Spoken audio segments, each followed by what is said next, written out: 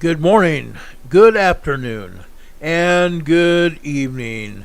Welcome to Emergency Management Associates, coming to you from the Area Command, 392 miles west of Kitty Hawk Beach, North Carolina.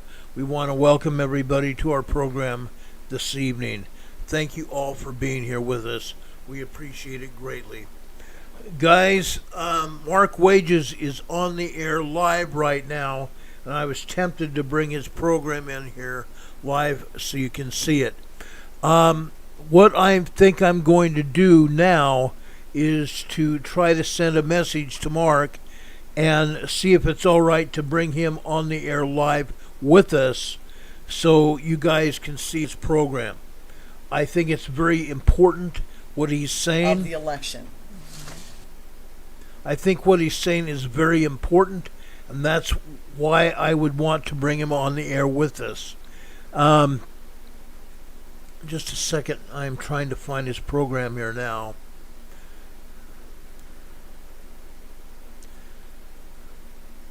Well, gee whiz, it was right here just a second ago. Doggone it.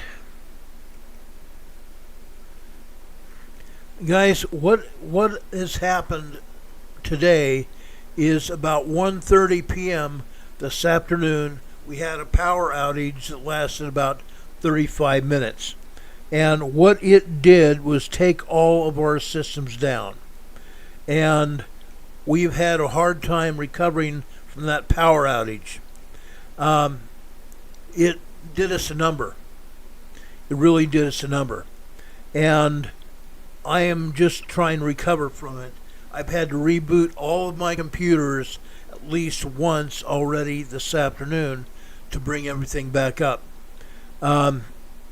It's incredible what a power outage will do. I haven't had a power outage here in a couple, 3 years, and all of a sudden there's a power outage. Okay? Just a second. Let me send Mark a message here.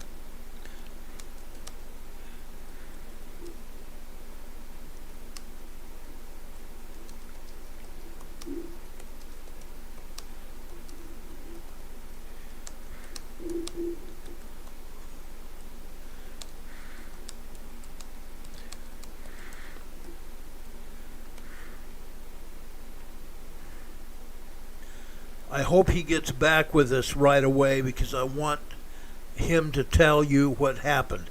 We basically had a rare sunspot that is fired off an X-class flare and an M-class flare. The X-class flare has overtaken the M-class flare, causing what they call a cannibal CME. Now, it doesn't mean that the X-class flare ate the M-class flare. It doesn't mean that. It just caught up to it. Okay?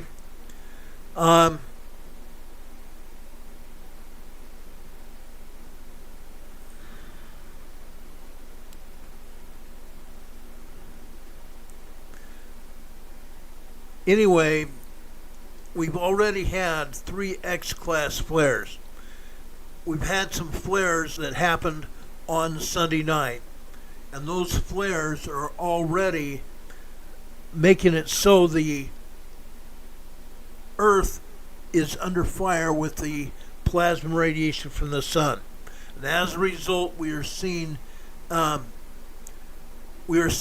these flares causing auroras down to the southern part of the United States. All 50 of the United States are going to see these solar auroras. Okay, I don't think it's ever happened. I don't think it's ever happened before. It may have happened, but I don't think so. I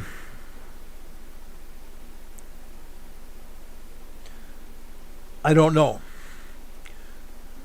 Now, what I'm seeing here on Mark's show is only the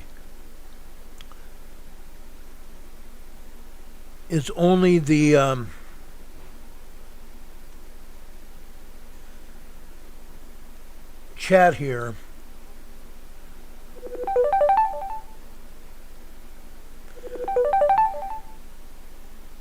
Okay, Mark is off the air. Sweet Polly Purebred is here. And Mark was only on the air for a very short time. He's off the air. He's got to take care of some things for his son, I guess, or a member of his family. So we're not going to be able to go live on the air with Mark. But I just explained what is happening. Okay, there's been another solar flare, and it's headed to the Earth. Okay, it's an X-class and an M-class flare. The solar radiation is going to hit the Earth just like this. Okay?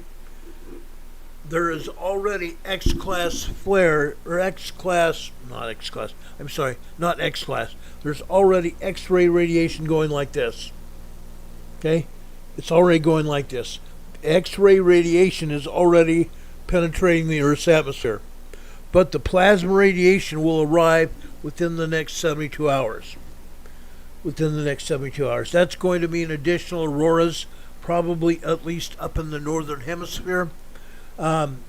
Probably up in North Dakota, Idaho, Montana area, maybe Yellowstone.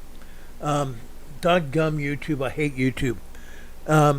They keep throwing commercials up here. But we're already experiencing solar radiation hitting the Earth. Plasma radiation will hit the Earth within the next 72 hours. But the X-ray radiation has already hit the Earth. We're already seeing communication failures in the high-frequency radio bands. Okay? That's what's going on. Catherine Sigerson said, she's heard that there might be damage to satellites from a rocket exploding. She can't remember. I don't have any information on that. Okay? If I find some information, I will pass that on to you. Okay? But anytime we have one of these solar flares, guys, anytime one of these solar flares lights off the sun, it damages some of the satellites that are in orbit, especially the older satellites. Okay? Some of these satellites have actually been knocked out of Earth orbit. They've been knocked out of Earth orbit. Now, what does that do? So far, we've not had any satellites that have hit Earth in populated places. Most of those satellites have deorbited from their orbits and landed in the ocean. 60% of Earth is water. 60% of Earth is water. So what happens when these satellites deorbit, there's a very good possibility that the satellite will deorbit over water. But there's always 35 to 40% chance of parts of the satellite reaching Earth where populated areas are, or at least in an area where there's land. We don't want that to happen. We do not want that to happen. We have NORAD, which is the military intelligence part of the Air Force that monitors the satellites and everything in orbit. If there is a problem, NORAD would notify all of us of what's going on, and it would go out to the media. And now with the social media like it is, we would probably get notified before the mainstream media would. Like I said, I'm going to keep a close eye on this in the next few hours, and I will update you what's going on. Okay? Now, before I continue any further, I want to bring up the USGS map. Why? Because early this morning, early this morning I received notification that there were problems with earthquakes. There were problems with earthquakes. Now, with that said, there were 3 5.0 earthquakes over here in the southern part of Java. Okay, 5.0 earthquakes, large earthquakes. This one here. This one was launched from the interior part of the Earth. It was 17.4 miles deep. It was a fairly shallow quake. But this was a large 5.0 earthquake that came out of the Earth at 12:48 a.m. this morning, Eastern Time. This earthquake here, over on the western part of Java, just south of the western part of Java here, this was also 14.7 kilometers deep. Also a 5.0 earthquake. This earthquake over here, just off the southeastern coast of Sumatra, also another 5.0 earthquake. 34 kilometers deep. Okay, 3 large earthquakes down here, and these earthquakes are right along the craton edge, the edge of the plate here. 3 earthquakes on the edge of the plate here. Now, what's going to happen? Why is it going to happen? We do not expect anything major to happen. However, these are on the edge of the plate here. These earthquakes are going to go into the west-northwest part of the plate here. They're going to continue going up this earthquake fault, the edge of the plate. Now you remember what I've said about this whole area. Let me back this out a little bit so you can see the entire southwestern Pacific. In this area, going all the way up to Taiwan, this area has 7 different tectonic plates. 7 different tectonic plates. These earthquakes that we're having here end up going up the plates. In this case, these 3 5.0 earthquakes are going to continue northwest bound up into northeastern India, up into the Himalaya mountains. Okay? That's most definitely what's going to happen here. Now, these are not the only earthquakes that we're having here. These are not the only earthquakes we're having. Now, I want to show you this other map here.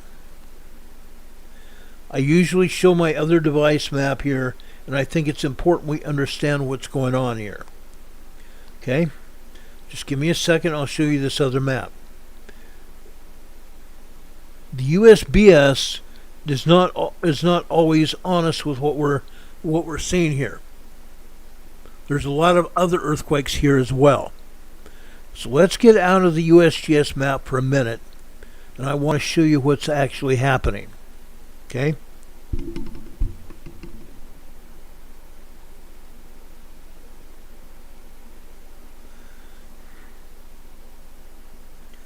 Over here in the Tonga, Fiji area. Again, this is all part of what we're seeing here. This is New Zealand.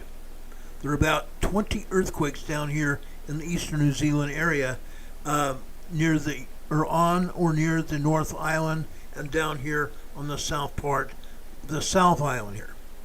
Going up here into Fiji, there's an earthquake here.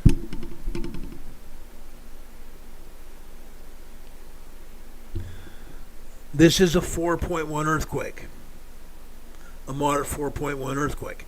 Let's go over to Vanuatu now.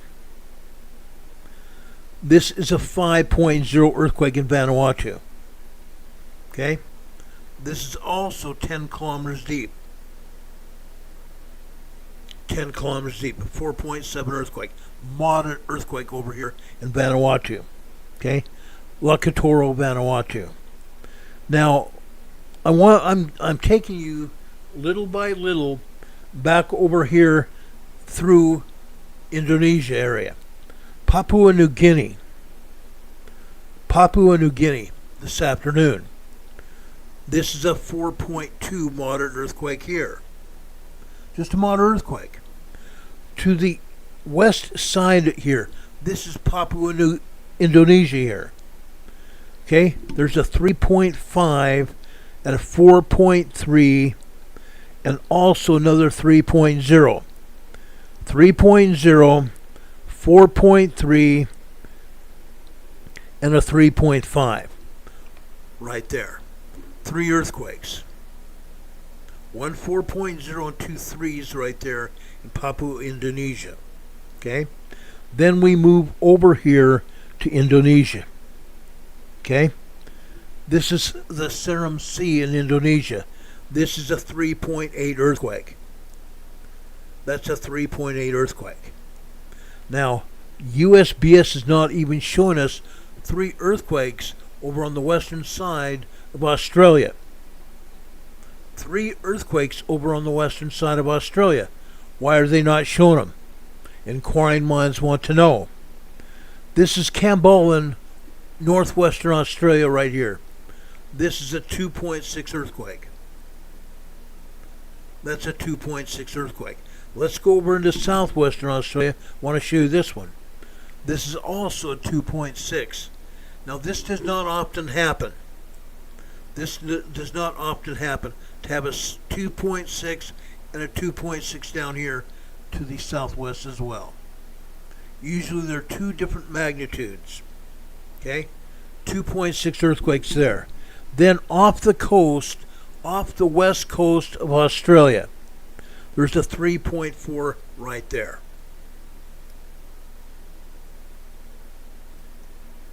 A 3.4 right there. Then we go over here into Java area and we have 10 other quakes. East of Java, we have a 3.2 and a 3.6 right there. 3.2 and a 3.6. We go continuing west over into Java.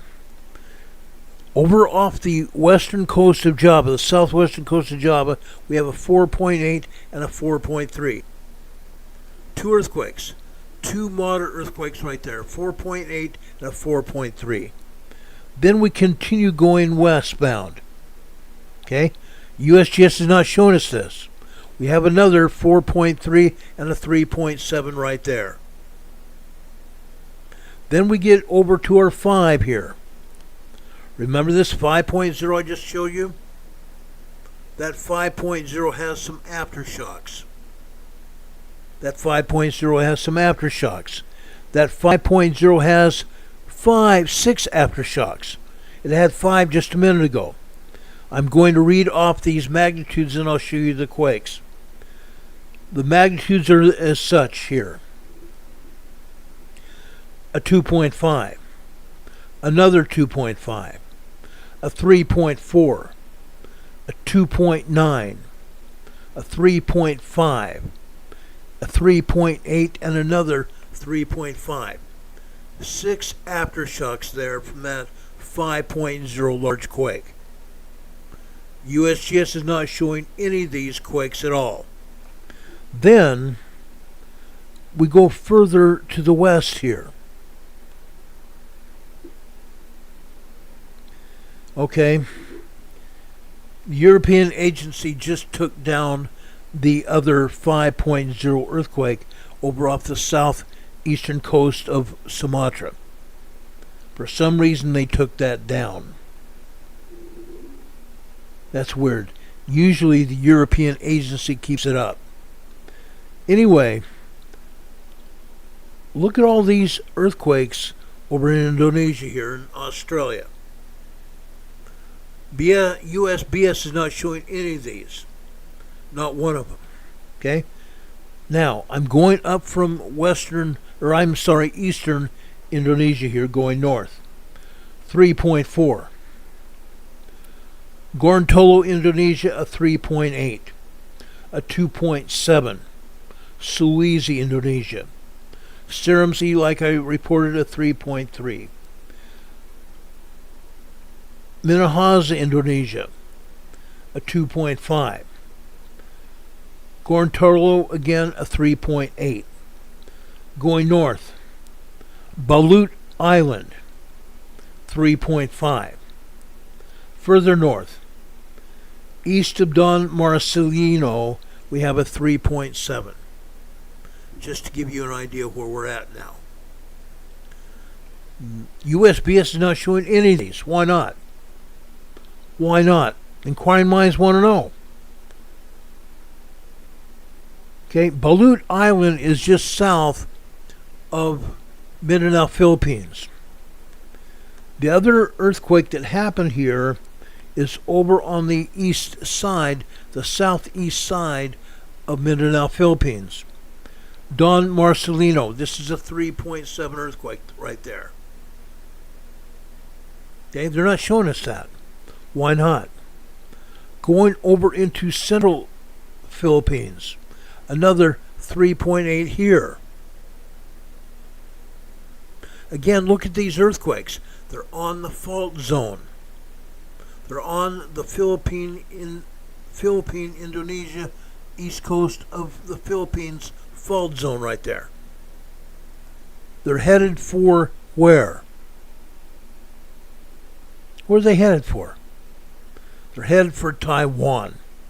Over in Taiwan, there's a 4.4 earthquake here. Just up the east coast of Taiwan, a 4.4 earthquake.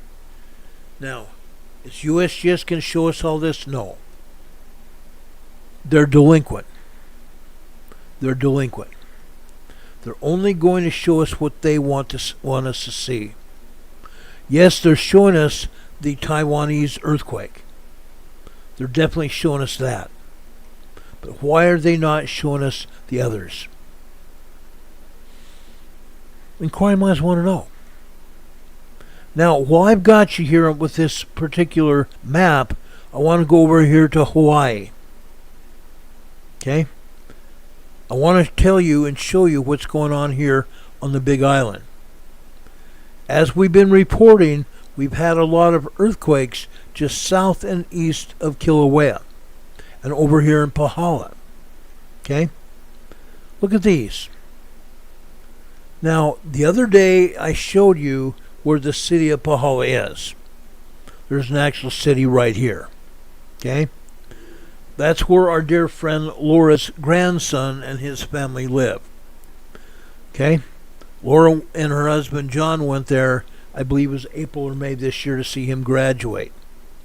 Just west of Pahala here, we have a 1.7 tremor. We have a brand new earthquake almost directly south of Pahala here. This is a minor 2.1 earthquake. South here, look at all these earthquakes here. This is a 2.0. This is a 1.8. This is a 2.0. This is a 2.2. This is a 2.1. This is a 2.0. And this is a 2.4. Let's remember what these earthquakes are. 2.0 are minor quakes. 2.0, 2.9 are minor earthquakes. Anything 1.0 to 1.9 are tremors. Okay? So we have a combination of a couple of tremors and all of these minor earthquakes. We move further north here. Okay? Again, just west of the city of Pahala, we have another 1.7 tremor. Further north here, this is a 2.1 minor earthquake. 2.1 minor earthquake. Then we come over here. As I have explained to you, the area, not just the city of Pahala, but the area around Pahala to the north of Pahala as well, is considered the gas station for the Big Island. The gas station, or should I say, the magma station for the Big Island. There is magma coming from way down south here in the Pacific Ocean. Way down south here in the Pacific Ocean. There is a magma plume coming up from way deep in the earth.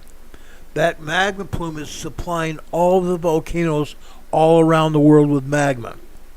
What's happening here on the Big Island? Over here in the Pahala area, the magma's coming here and being distributed to all the volcanoes all throughout the Big Island. Okay? Even up here to Kilauea. South of Kilauea here, we have a 2.1 earthquake here. We have another 2.3 earthquake here. another 2.2 earthquake here, and right here another 2.8, a small cache of quakes.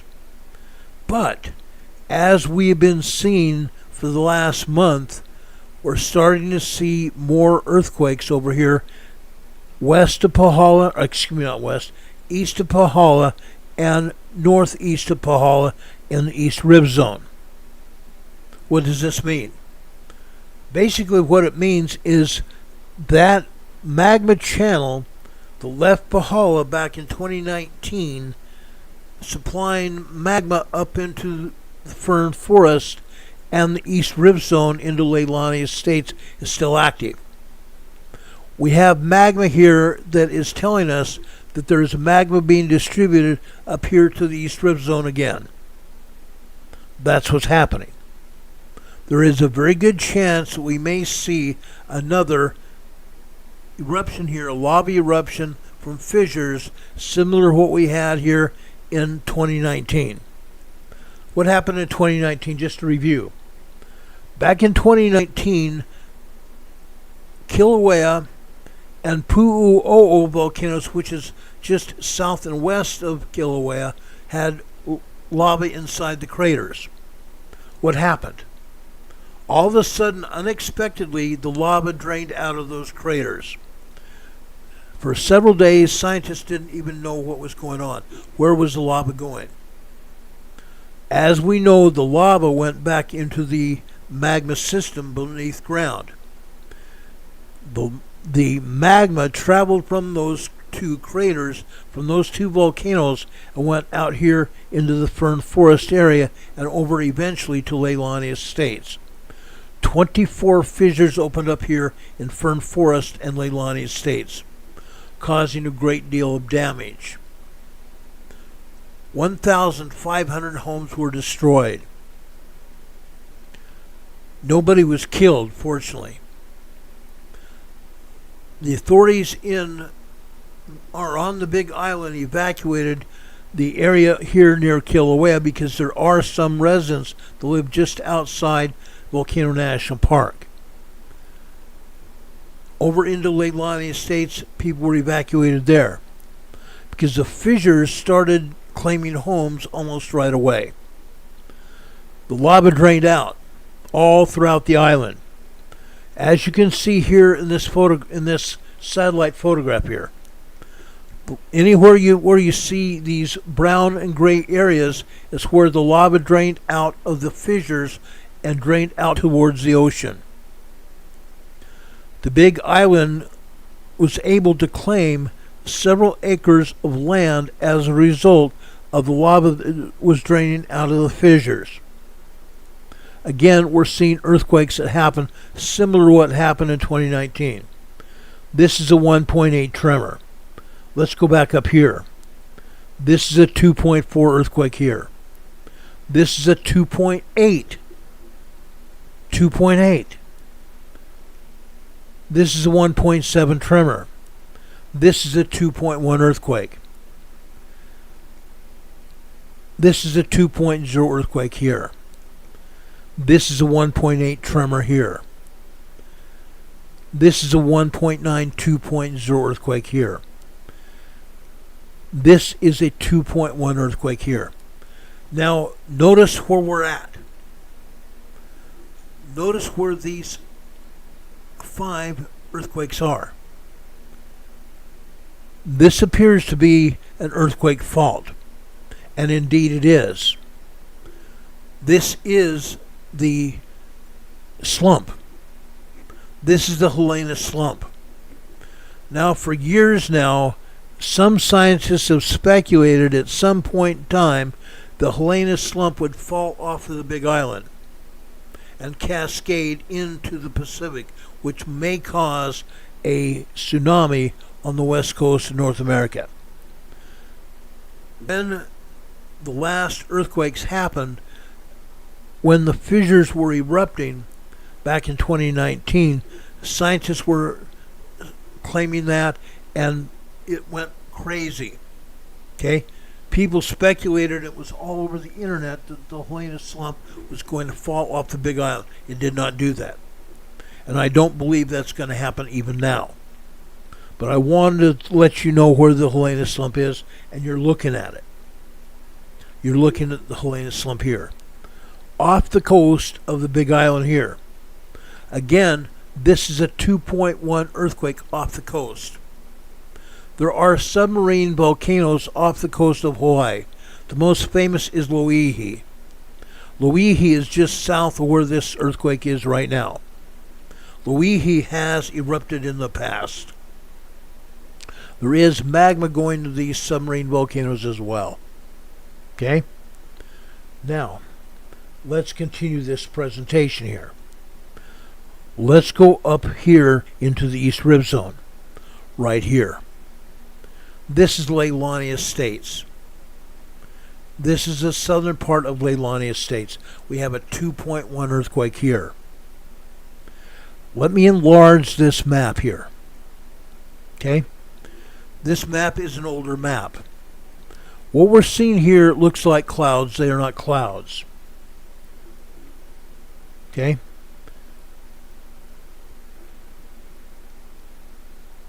These are not clouds, guys. What you're seeing here are lava plumes. Lava plumes are sulfur dioxide and carbon dioxide clouds rising from the lava on the surface of Hawaii, both over in Fern Forest and Leilani Estates. Okay, that's what happened. Where you see these lava plumes is where there was hot, fresh lava out on the surface. Not every lava plume here that you're seeing means that there was a fresh fissure opened up. But it does mean that there was fresh, hot lava on the surface. Okay, that's what it means. The larger lava clouds you see here are probably fissures that opened up. But the smaller clouds that you're seeing here doesn't automatically mean that those are fissures.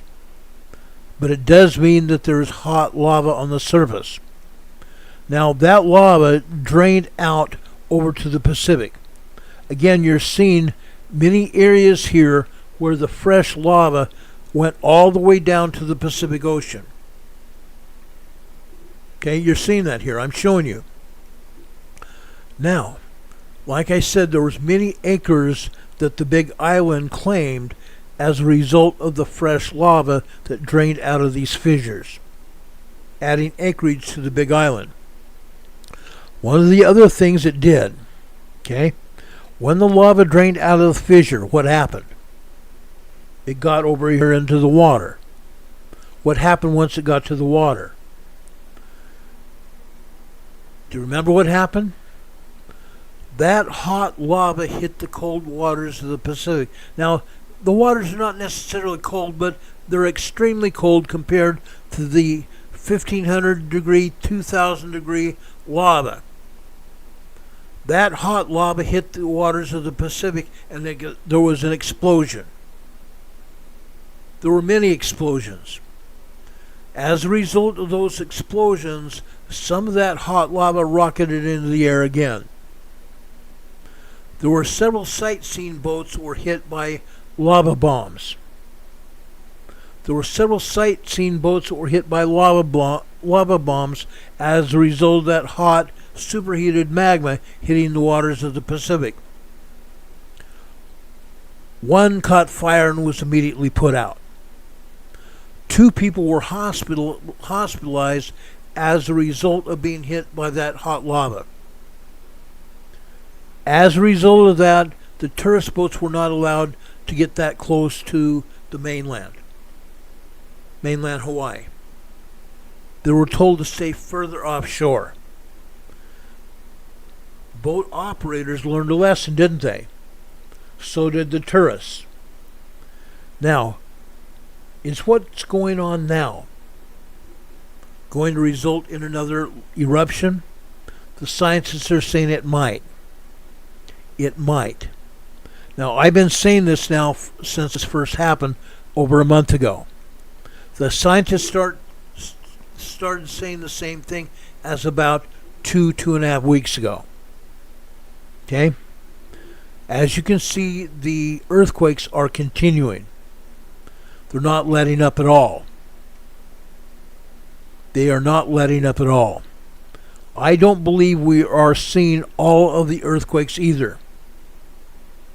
Okay, I don't think they're being honest with what we're seeing here.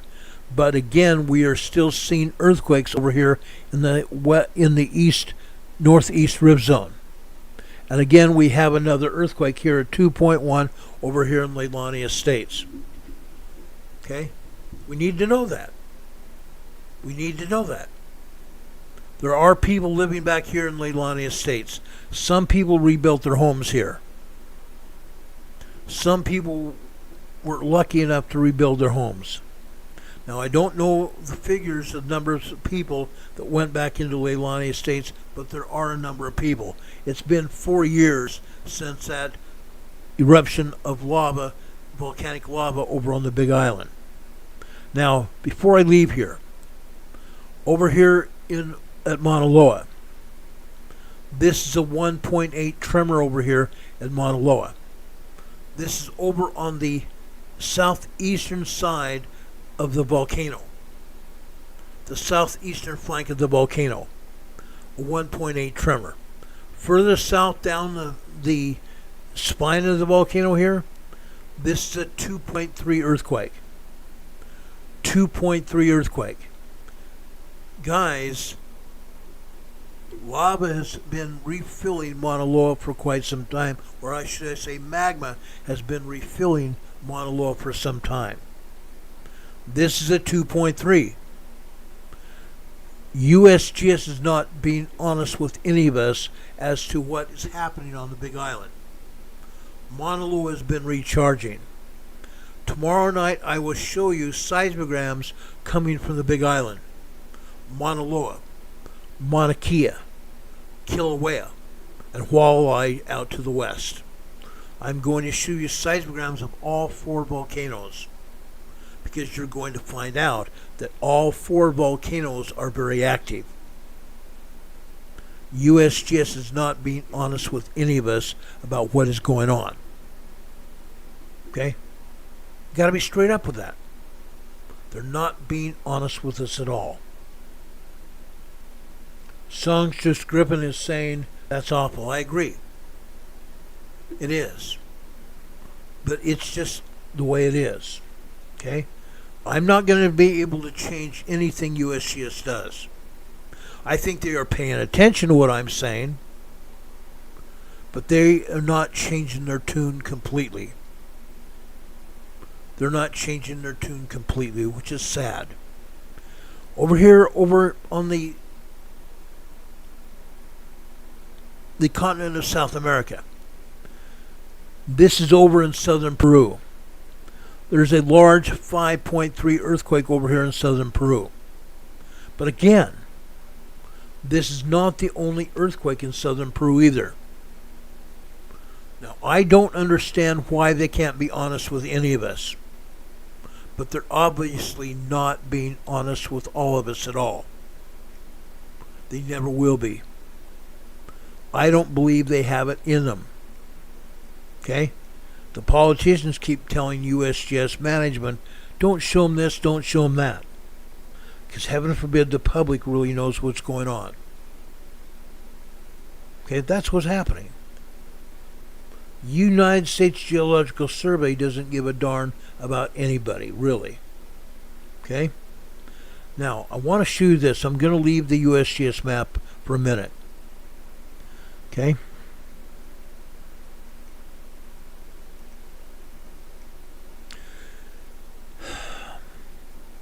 Over here on South America, we've got 2, 4, 6, 8, 10, 12, about 20 earthquakes.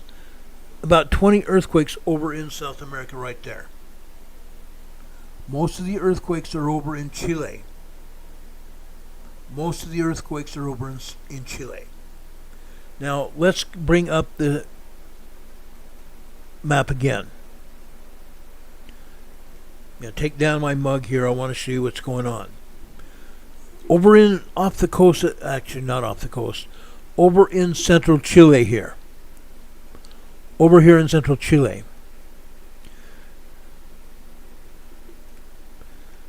We have earthquakes here in central Chile. Okay? Las Rosas, Chile, 2.93.0.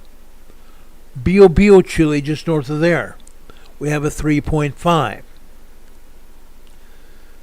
North of there, over in the Andes Mountains area, San Juan Province, Argentina, which is over at the border area of Chile and Argentina, a 3.5, 3.4, and a 3.7 earthquake. Just to the northwest of that, in Chile, Coquimbo, Chile, Richard Smith just mentioned this a few minutes ago. There's a 3.5 earthquake. North of that, over on the coastal area of Chile, Atacama, Chile. Again, we're closer to northern Chile here. A 4.1 moderate earthquake. 4.1 moderate earthquake. Now I want to show you this, so I'm going to move this map a little bit to show you what I'm talking about. Right there. That is where the 4.1 earthquake happened in Atacama, Chile, northern Chile. I'm going to show you what those earthquakes are north of that. Okay? 2 earthquakes this time. Antofagasta, Chile, a 3.4 earthquake. Just north of there, another 3.4 earthquake there. Now, there is another earthquake fault here. Okay? There's an earthquake fault just off the coast of Chile here.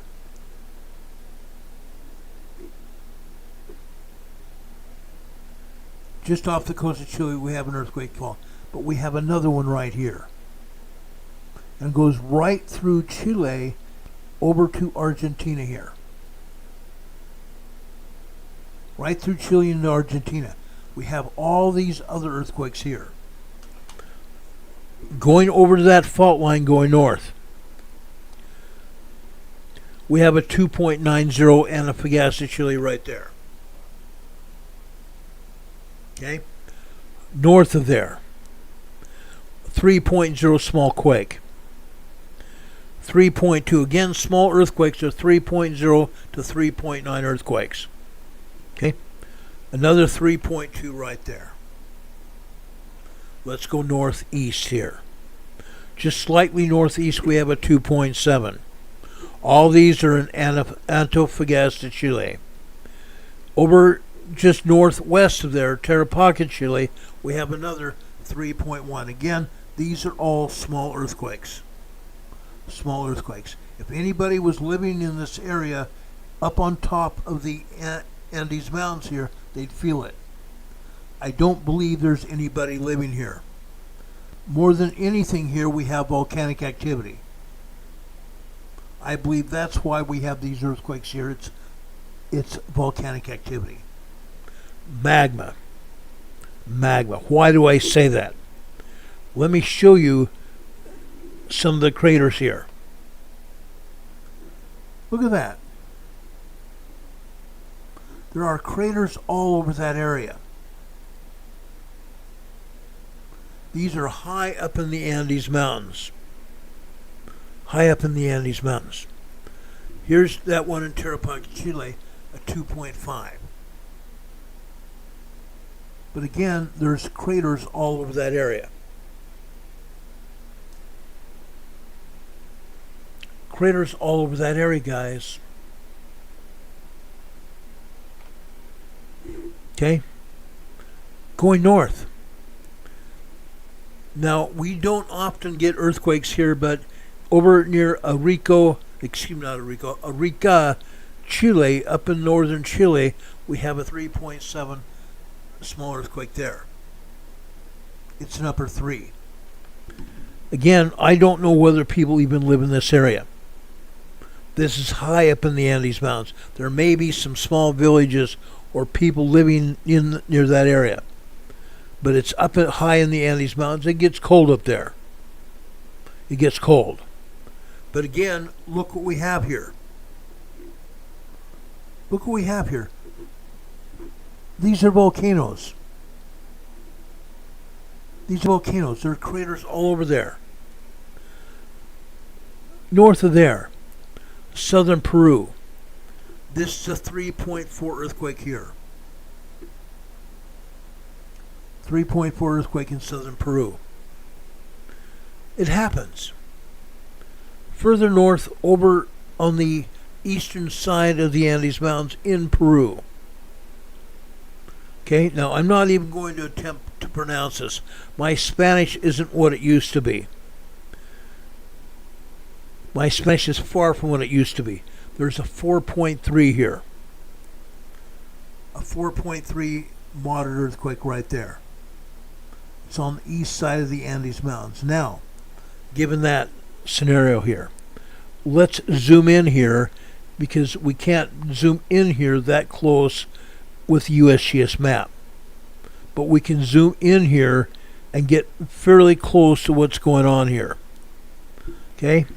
To the south of this moderate earthquake, there is a village right there. There's a village right there. You can see it. There's a river there. A lot of people in this area live along rivers so they can irrigate the crops. Okay? So there's a river delta there. We go north. Now, we go north up into Colombia this time. Colombia, we have 3 earthquakes there. Choco, Colombia. This is a 2.6 earthquake there. Now we go over into the Andes Mountains again in Colombia. Boyaca, Colombia, a 2.5. And another 2.0. Minor earthquakes up here in the Andes Mountains. On the earthquake fault.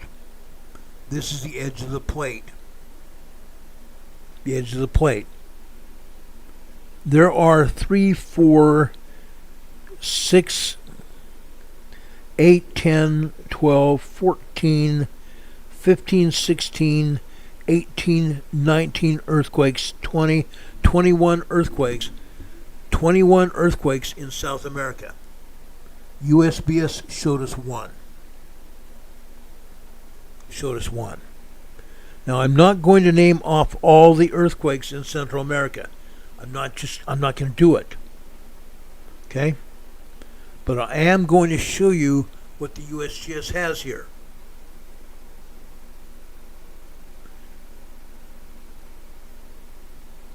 I'm going to take my mug down here.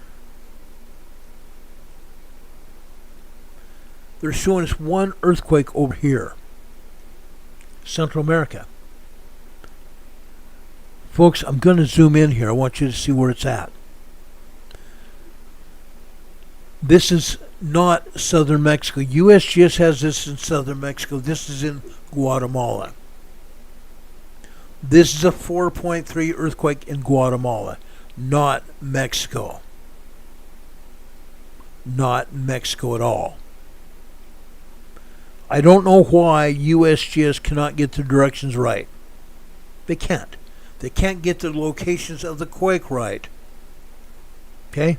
It's not in Mexico, it's Guatemala. Now, with that said, let's go back to our webcam here. I want to show you this. Look at all the earthquakes in Central America here. Going from over on off the east coast of Panama and Costa Rica. This is a moderate 4.0 earthquake there. We go north, over to the coastline, Costa Rica and Nicaragua. This is a 3.09 earthquake near the border region of Costa Rica and Guatemala, just off the coast. This is a 3.0 earthquake, 2.99, 3.0 earthquake. Where it's at? Where's it at? It's on the Cocos Plate. Again, the edge of the plate here. The Cocos Plate. We go north. Nicaragua, 3.49 and a 2.5. 3.49 and a 2.5 earthquake here. Then off the coast again. This is El Salvador, off the coast of El Salvador. 3.17, 2.96, and a 2.5. 2.97, 2.5, and a 2.5. Okay? North of there. This time over on the southern coast of Guatemala. This is a 3.17 earthquake. 3.17 earthquake. How in the heck can USBS say that other 4.0 is over in Mexico? It's in Guatemala. Guatemala. Okay? USBS is not even getting its act right. Now, USGS is also not showing any earthquakes at all in southern Mexico. Not but one. Actually, not one at all. The European agency is showing one. It's a 4.2 earthquake here. 4.2 over here in southern Mexico. There's actually probably, I want to say, about 20 earthquakes here in southern Mexico. Running from southern Mexico all the way up to Puerto Vallarta here. I don't know why the European agency and the USBS is not showing earthquakes in southern Mexico. I have no idea. But they're not. They're not being honest with anybody at all. Now for kicks and giggles, let's go over to southern Texas. Nordheim, Texas, over just south of Falls City, Texas. There's a 1.3 tremor here. Nordheim, Texas. North of there, there's a 2.86 and a 1.28 in Oklahoma. Two earthquakes in Oklahoma. One a tremor and the other one a 2.8 near Minco, Oklahoma. Southwestern Texas. Southwestern Texas, as we normally have. We have a cache of earthquakes. This time, 5 earthquakes over here in southwestern Texas. Okay? 5 earthquakes going from east to west. Lindsay, Texas, a 1.9. Toya, Texas, a 1.8.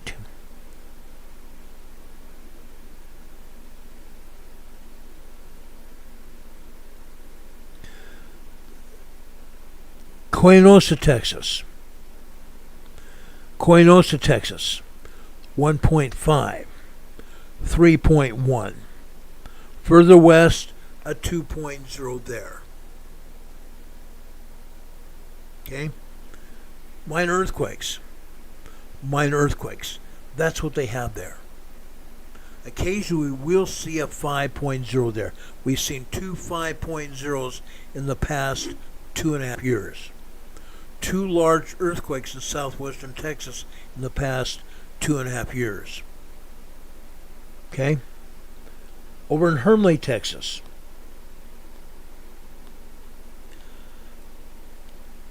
Hermleigh, Texas, right here. There are no earthquakes there today at all. However, just about a month ago we had a 5.1 earthquake here. A large 5.1 earthquake. Why are we having earthquakes in Texas? Does anybody know why we're having earthquakes in Texas? Oil and gas. Oil and gas. That's pretty much it. There is no other reason we can have earthquakes in Texas. Oil and gas fracking operations.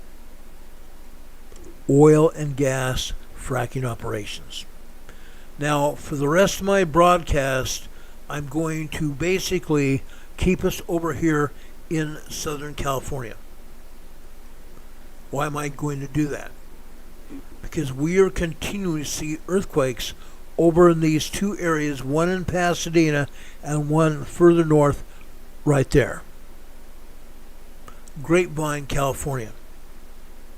We've seen some 3.0 activity and minor tremors also over here in Grapevine and Pasadena, California. They're continuing to hit. I don't think they're going to stop. I honestly believe we're going to have more earthquake activity. More earthquake activity here. Now, given this situation here, let's go over here to Grapevine, Texas. In a few minutes, I'm going to show you seismograms showing the earthquakes.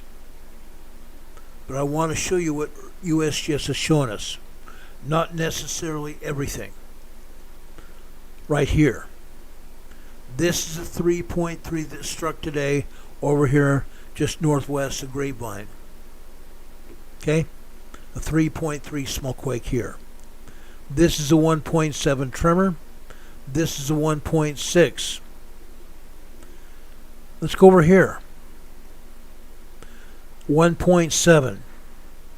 2.4 minor earthquake. Here's a 1.7 tremor.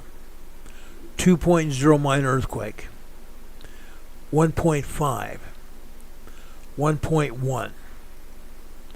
1.3. 1.9, 2.0. And this is another 2.0. Why are we seeing earthquakes over here? Why are we seeing earthquakes here in the Grapevine? Let's zoom in here. I want you to see this. Oil and gas fracking operations. 20 years ago, I did not know we had oil and gas fracking operations going here in Grapevine. I know we had oil and gas fracking operations off the coast of San Diego and off the coast of Los Angeles. I knew that. But I did not know we had oil and gas operations in Grapevine. I knew we had them in the Baldwin Hills, but not Grapevine and other areas of California. This is why we're getting hit in the Grapevine.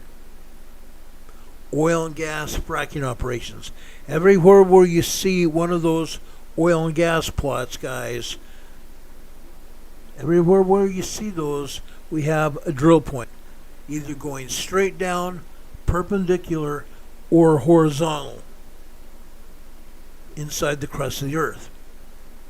Every time seismic energy finds one of these drill points, it fractures the rock inside the drill point, causing what? Earth movement. Rock fracturing inside that drill point, inside that hole. That's exactly what we're seeing here. This is exactly why we are having earthquakes here in Grapevine. Okay? I showed these to you earlier this week when we were having these earthquakes originally. Oil and gas fracking operations here. Let's back this map out and show you Pasadena, California, because we are still seeing earthquakes in Pasadena, right down here. Now, USGS again is not being honest with us again. They never will. This earthquake is a 1.8 tremor. This earthquake is a 1.4. This earthquake is a 1.6. But again, we are not being told everything. The agency is not doing that.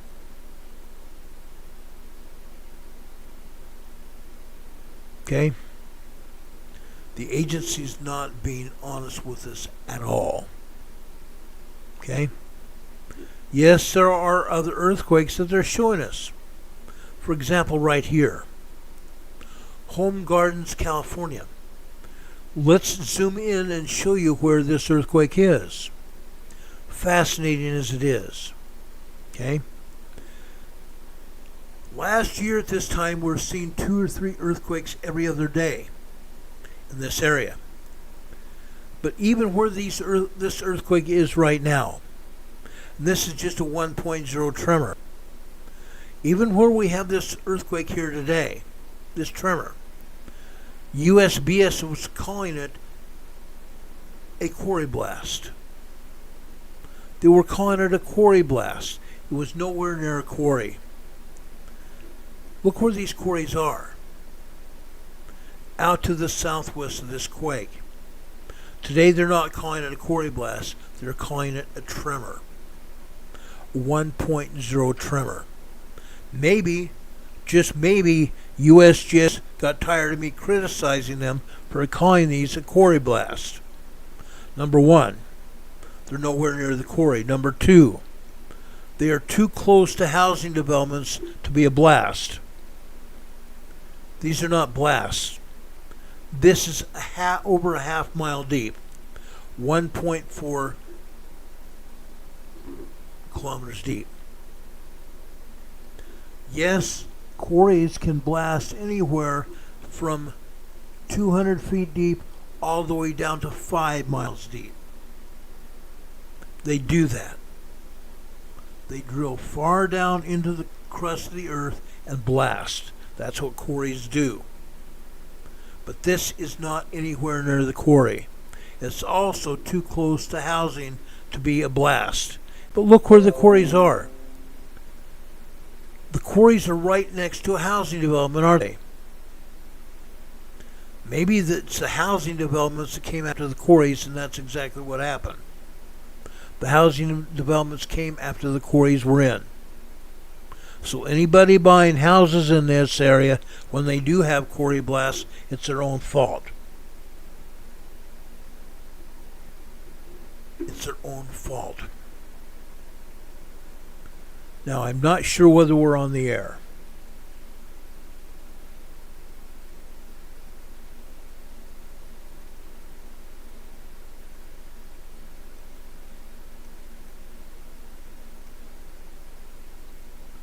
Okay, I think we're on the air.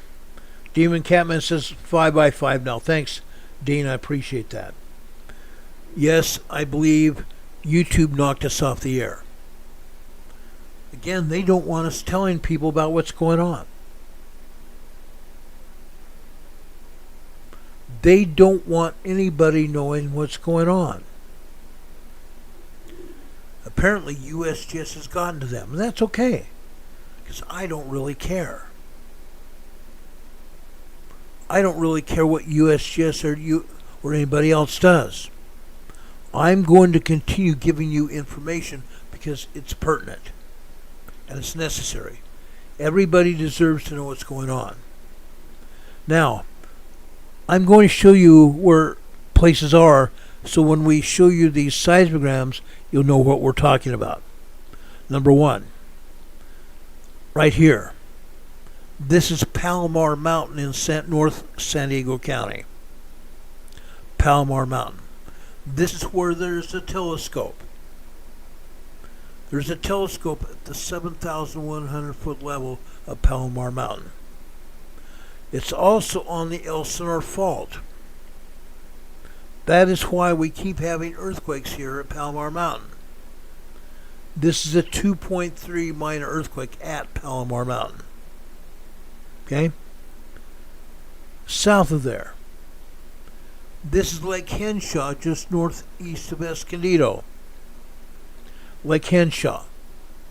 This was one of my fishing spots at one time when I lived in Escondido. Good old Lake Henshaw. Just southeast of there. This is Warner Springs. Warner Springs. There are a few people who have ranches and estates out here in Warner Springs. This is a 0.6 microquake. South also, over here on the Elsinore Fault, this is Julian, California. This is a 1.0 tremor here on the Elsinore Fault here. Right here, this is also on the Elsinore Fault. This is Pine Valley. Pine Valley. These two locations are in the mountainous areas of San Diego County. Both Julian and Pine Valley are in the mountainous areas of San Diego County. By the way, Julian ought to pay me for giving them free ads on this channel. In Julian, right here, right now they're starting to harvest apples. They're harvesting apples here in Julian. Why? It's the Apple Festival. They have groves and groves and groves of apple orchards. People come out here to pick apples. The farmers and ranchers here sell apples all the time to private parties.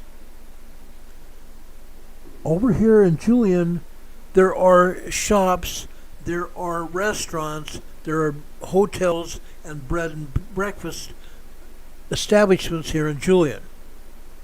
Shops all over Julian where you can buy trinkets and apples and hot apple pie. You can go to any of the restaurants in Julian and have hot apple pie right now. Come the next couple months, we're going to see more and more hot apple pie. Okay? Julian is a great place. I've been there many times. I do love Julian. Let's go into San Diego County. I just love this. This is just south of San Diego City. Okay? I'm not city, but south of San Diego County. This is on the border region of Mexico and San Diego. This is a place called Tecate. Tecate. This is Mexico. This is a 1.4 tremor here in Tecate, Mexico. Let's go back here into San Diego County. This is a place called Chula Vista, eastern Chula Vista, California. Now, as you can see, there are some quarries here. Right here. We have an earthquake, don't we? We have a tremor here. We have a tremor here. But again, I need to give USGS some credit here. Even as late as 6 months ago, they were calling earthquakes and tremors here quarry blasts. This tremor here is right next to a housing development. Right next to a housing development. This is called East Lake Chula Vista. East Lake Chula Vista. Right here. What do we have here? This is East Lake High School. East Lake High School. East Lake is a community that built up during the 1990s here. This was farmland before that. The farmland was purchased by the developers, and ever since there have been more earthquakes. More earthquakes. It's incredible what they have here. Been more earthquakes and more developments, and housing areas all over this area. Okay? But again, we are seeing tremors here not because of the housing developments, not because of the quarry blasts, but because this is San Diego County.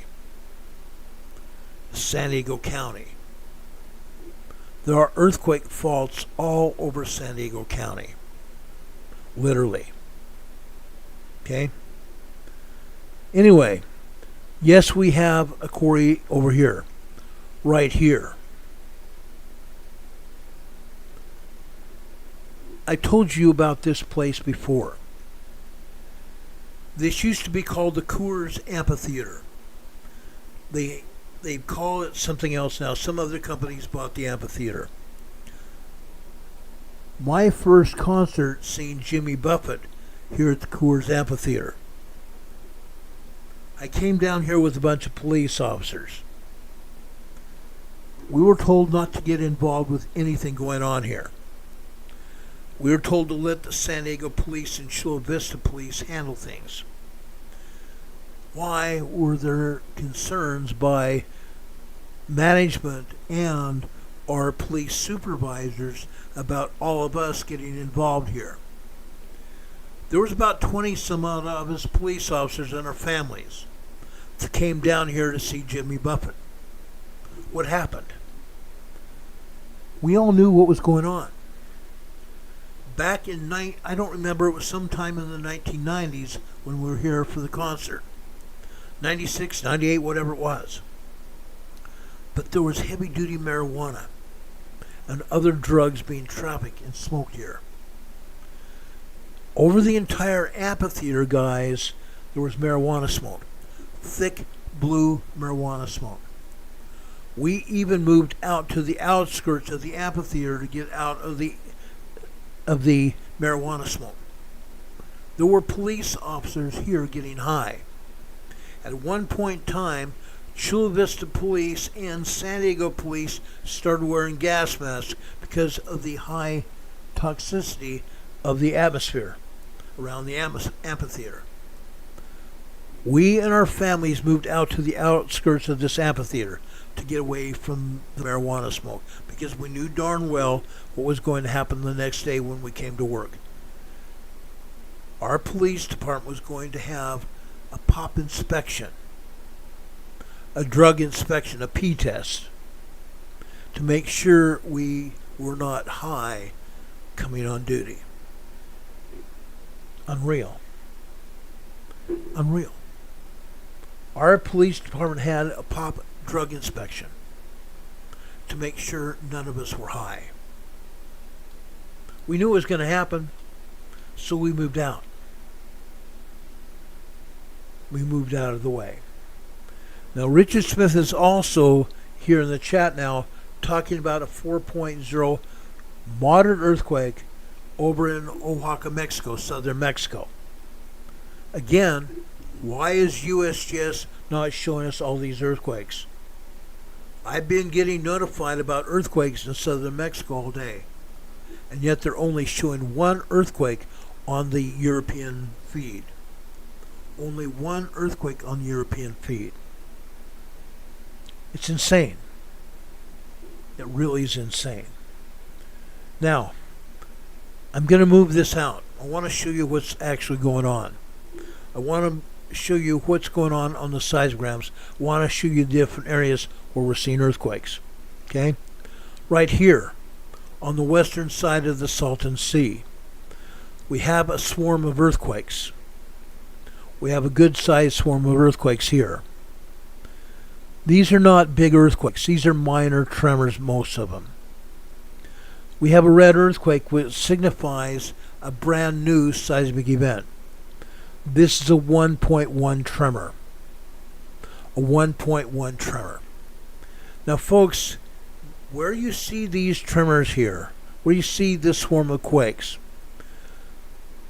USGS is saying this is 9 kilometers southwest of the Sultan City. Southwest of Sultan City. This is the largest earthquake here. This is a 3.4 earthquake. This 3.4 earthquake happened early this morning, 9:10 a.m. Eastern Time, which would be 6:10 a.m. Pacific Time. Folks, this is over in the area west of Sultan City. Right here. Sultan City is right here, on the edge of the Sultan Sea right here. Sultan City is a ghost town. Back in the heyday of late 50s and early 60s, a lot of famous people came here. A lot of very rich people came here to use the Sultan Sea as a recreational outlet. Now it's too polluted. Nobody lives anywhere near the Sultan Sea. Nobody. Okay? But this is Sultan City here. USGS is identifying these earthquakes as being 10 kilometers, which is basically 5 miles southwest of Sultan City. Just so you know. Just so you know. Now, I want to go over here to northeast Sultan Sea, right here.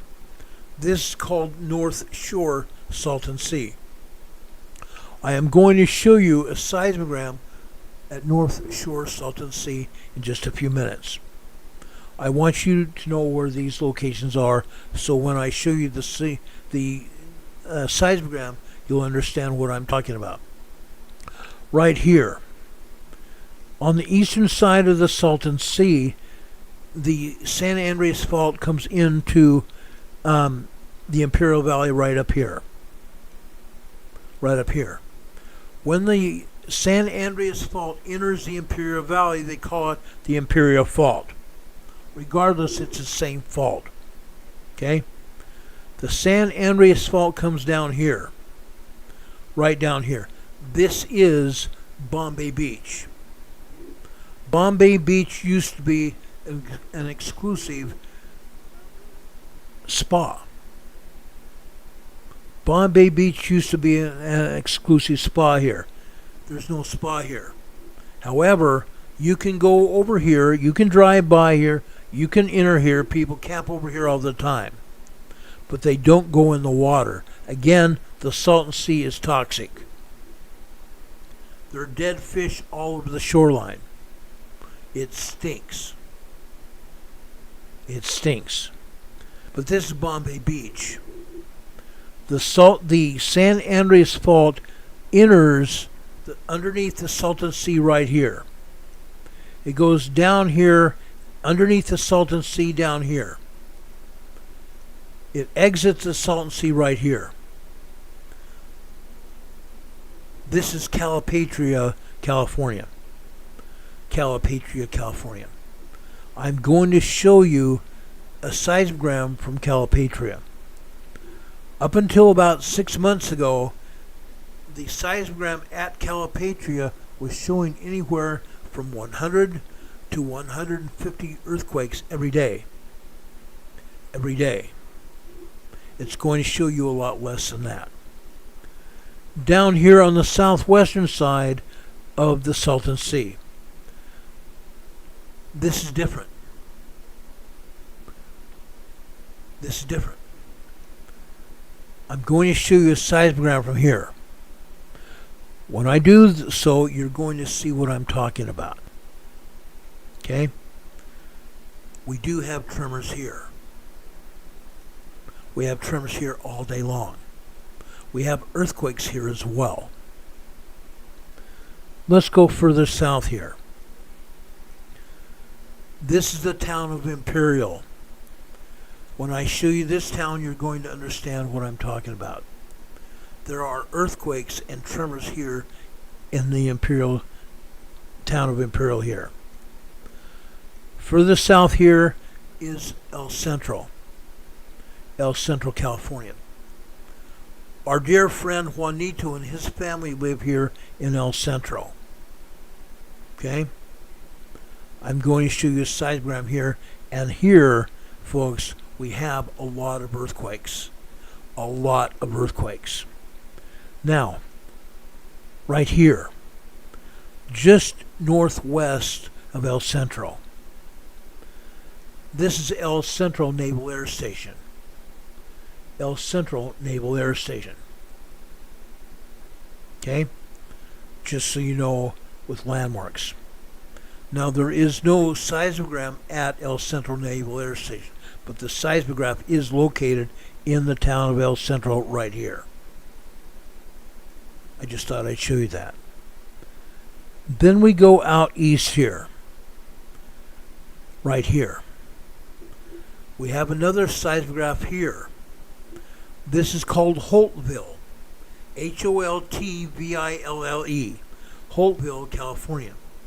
The Sultan Sea Desert Research Station is here. This is where the seismograph is located here. So I'm going to show you these seismograms here so you know what's going on. Again, the agency is not showing us any earthquakes here in the Imperial Valley at all. None. None whatsoever. They're not showing any earthquake activity down here on the Mexican side of the border. Nothing. Nothing. Down here in Baja, it's a different story. Down here in Baja, California, this is Southern California, San Diego County here. That's Chula Vista where I showed you. Tecate's right here. This is over at the border region of San Diego County. Further down here into the Baja, this is Monadero, Baja California. This is a 2.1 earthquake. A minor 2.1 earthquake. So now I have identified where these places are.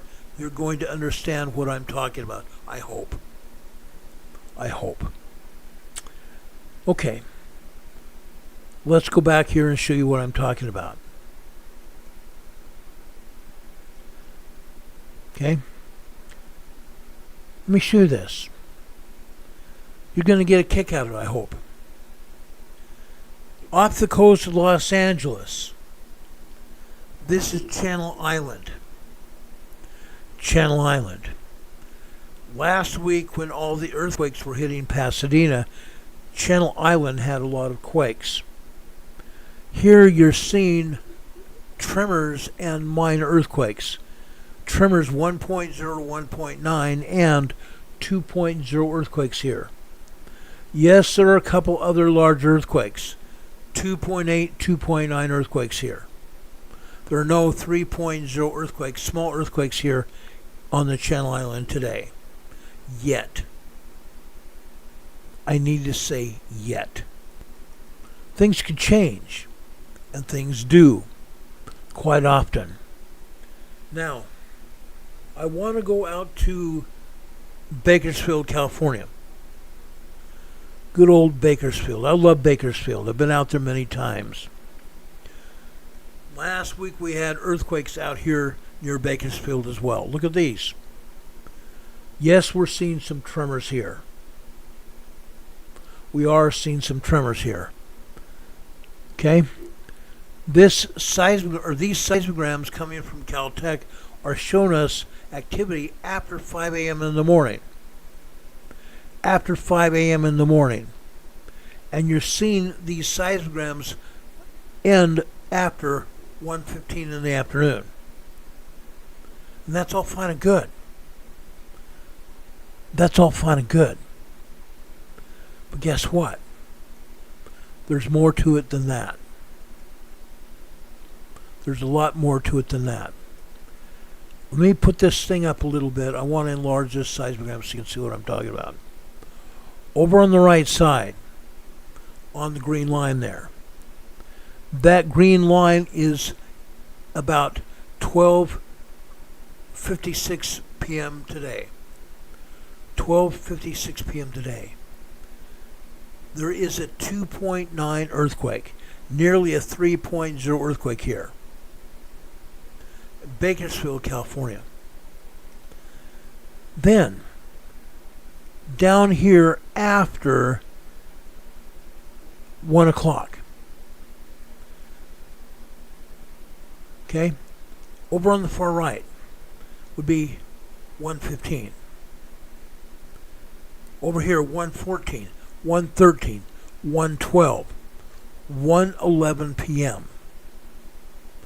We have a 2.8 earthquake. A 2.8 earthquake on the black line there. So we're actually getting some earthquakes. All of the rest of the seismogram is indicating tremors. Tremors over here in Bakersfield, California. I want to show you what's going on out here in the desert. This is a San Andreas fault. This is a San Andreas fault. That's why I want to show you this. Okay? Now,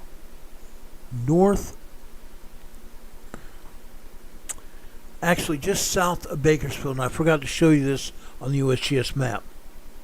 I mentioned this many times before this.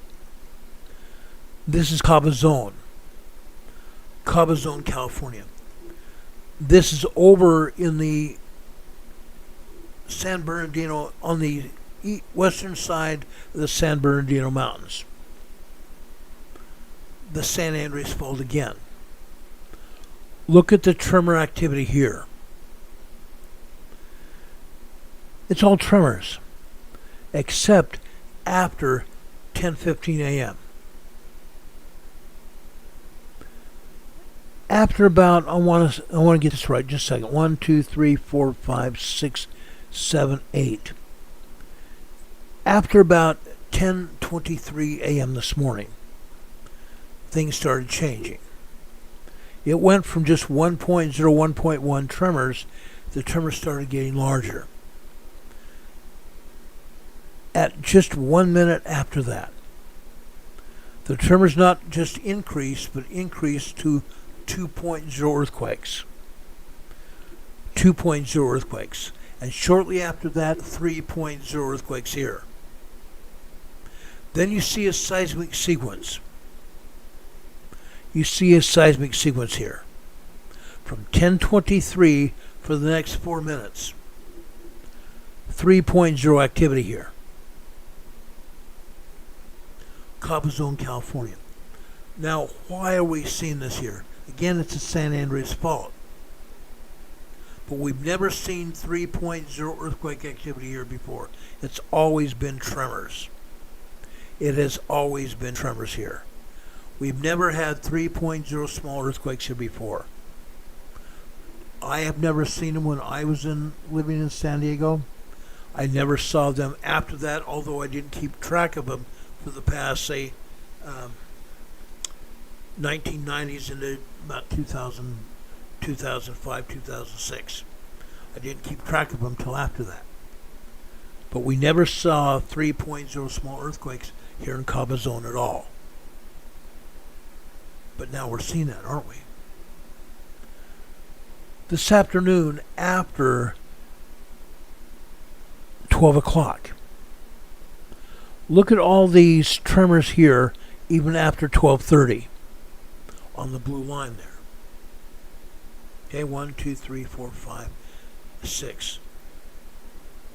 12:36 we had a bunch of tremors on the blue line. Then after 12:45 on the green line, again, these tremors really started kicking up about 12:51 p.m. this afternoon. They continued for 8 minutes. 8 minutes. Full-blown tremors and minor earthquakes. 2.0 earthquakes were also in here. That's a lot of seismic activity here in Cabazon. I've never seen it like that before. On the San Andreas Fault.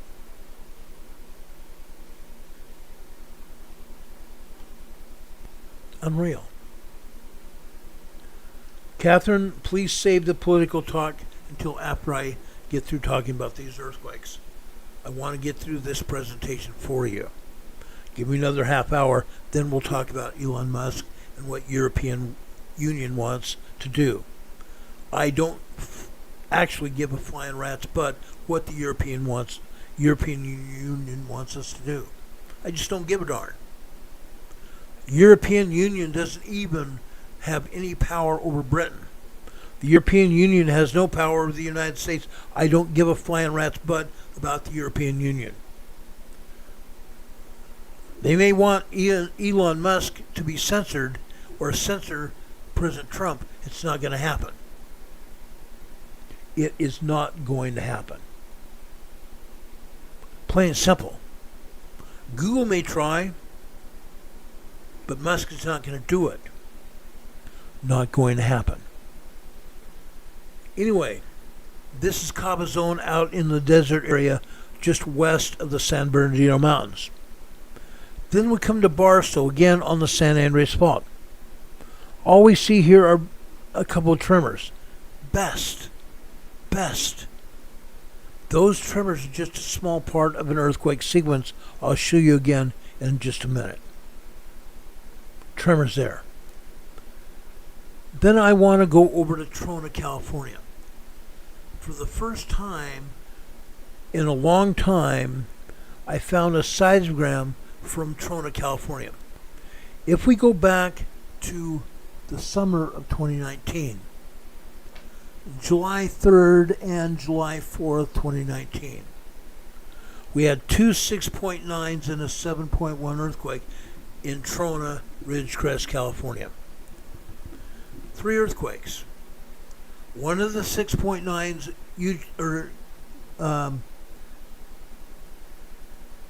the agency took it down. USBS took the 6.9 down. The other 6.9 they downgraded to a 6.4. The next day we had a 7.1 in Ridgecrest. Well, guess what?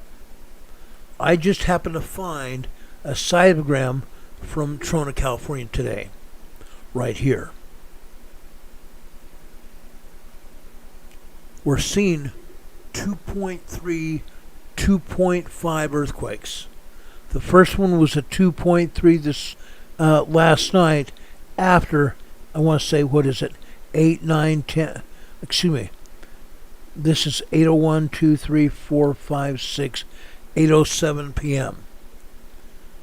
The first was a 2.2, 2.3. The next one is a 2.4 to 2.5 earthquake. Trona, California last night. USGS is not showing us this. The United States Geological Survey is not showing us this. Sad. Sad they're not showing it. Again, I would love to know why they're not showing it. This is what that area looks like. This is called Fish Rocks, Trona, California. The rocks have been painted by Indians and other people out here, American Indians out here in the desert, and it looks like fish popping up above the surface of the water. That's why they call it Fish Rock. This is in Trona, California. Okay? I've never really showed this before to anybody, and I just found this photo earlier today to show you this. This is Trona, California. This is just northeast of Ridgecrest. Northeast of Ridgecrest. Okay?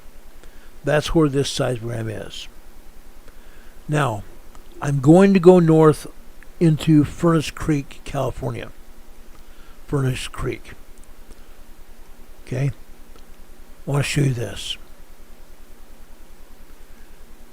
This happened last night at Furnace Creek. Okay? This is a 2.9 earthquake.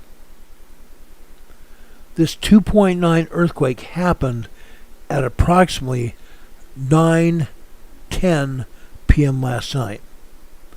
9:10 p.m. last night. Okay? A 2.9 minor earthquake. No, this is not a 3.0.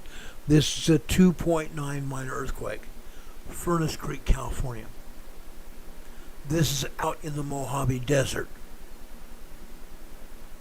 In the Mojave Desert. I also have a picture where this earthquake hit. Right out here. Furnace Creek.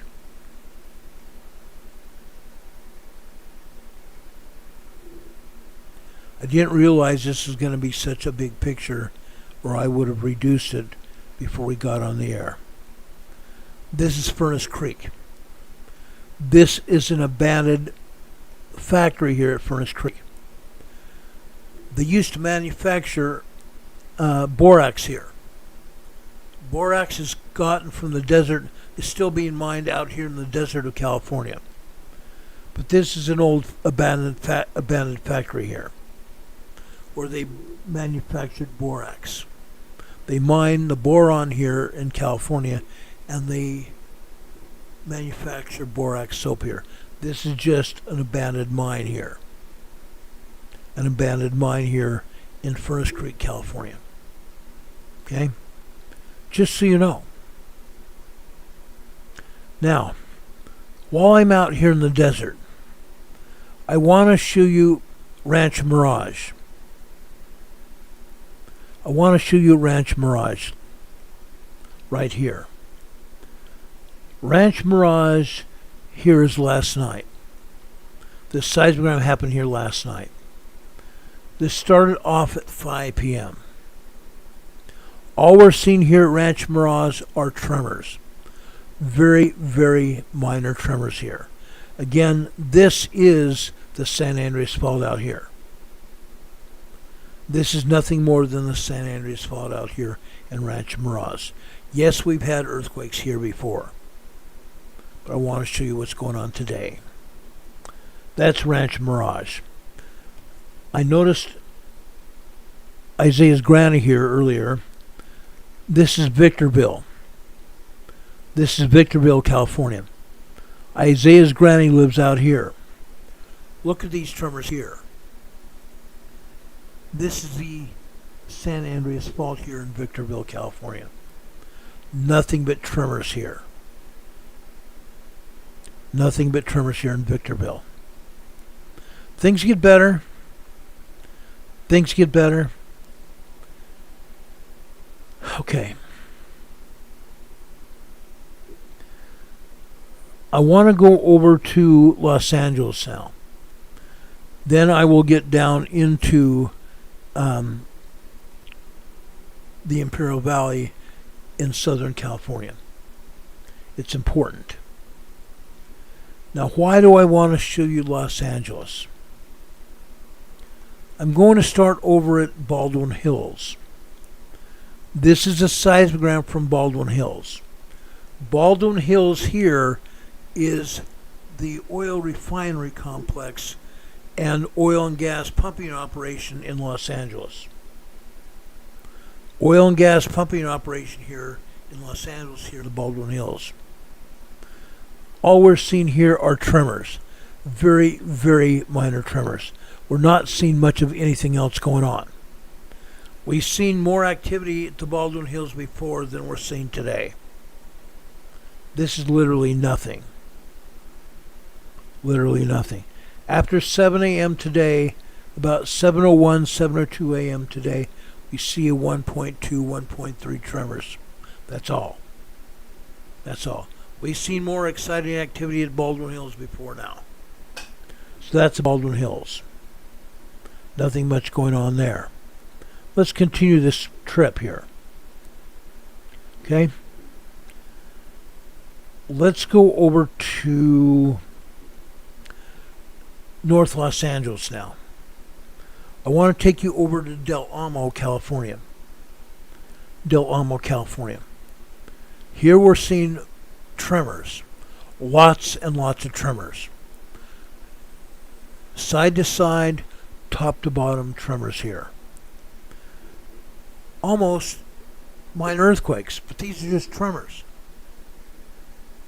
We've seen minor earthquakes and full-blown 3.0 earthquakes here in Del Amo before, even last week.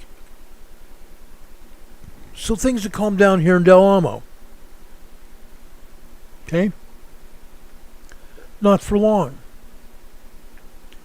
Let's go over to a nearby community called Ellis, California. Good old Ellis, California. Look at this. More earthquakes here.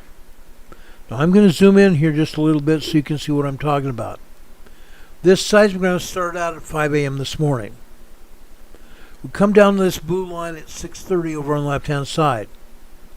We go to 6:34 and all of a sudden we have 2.5, 2.7 earthquakes.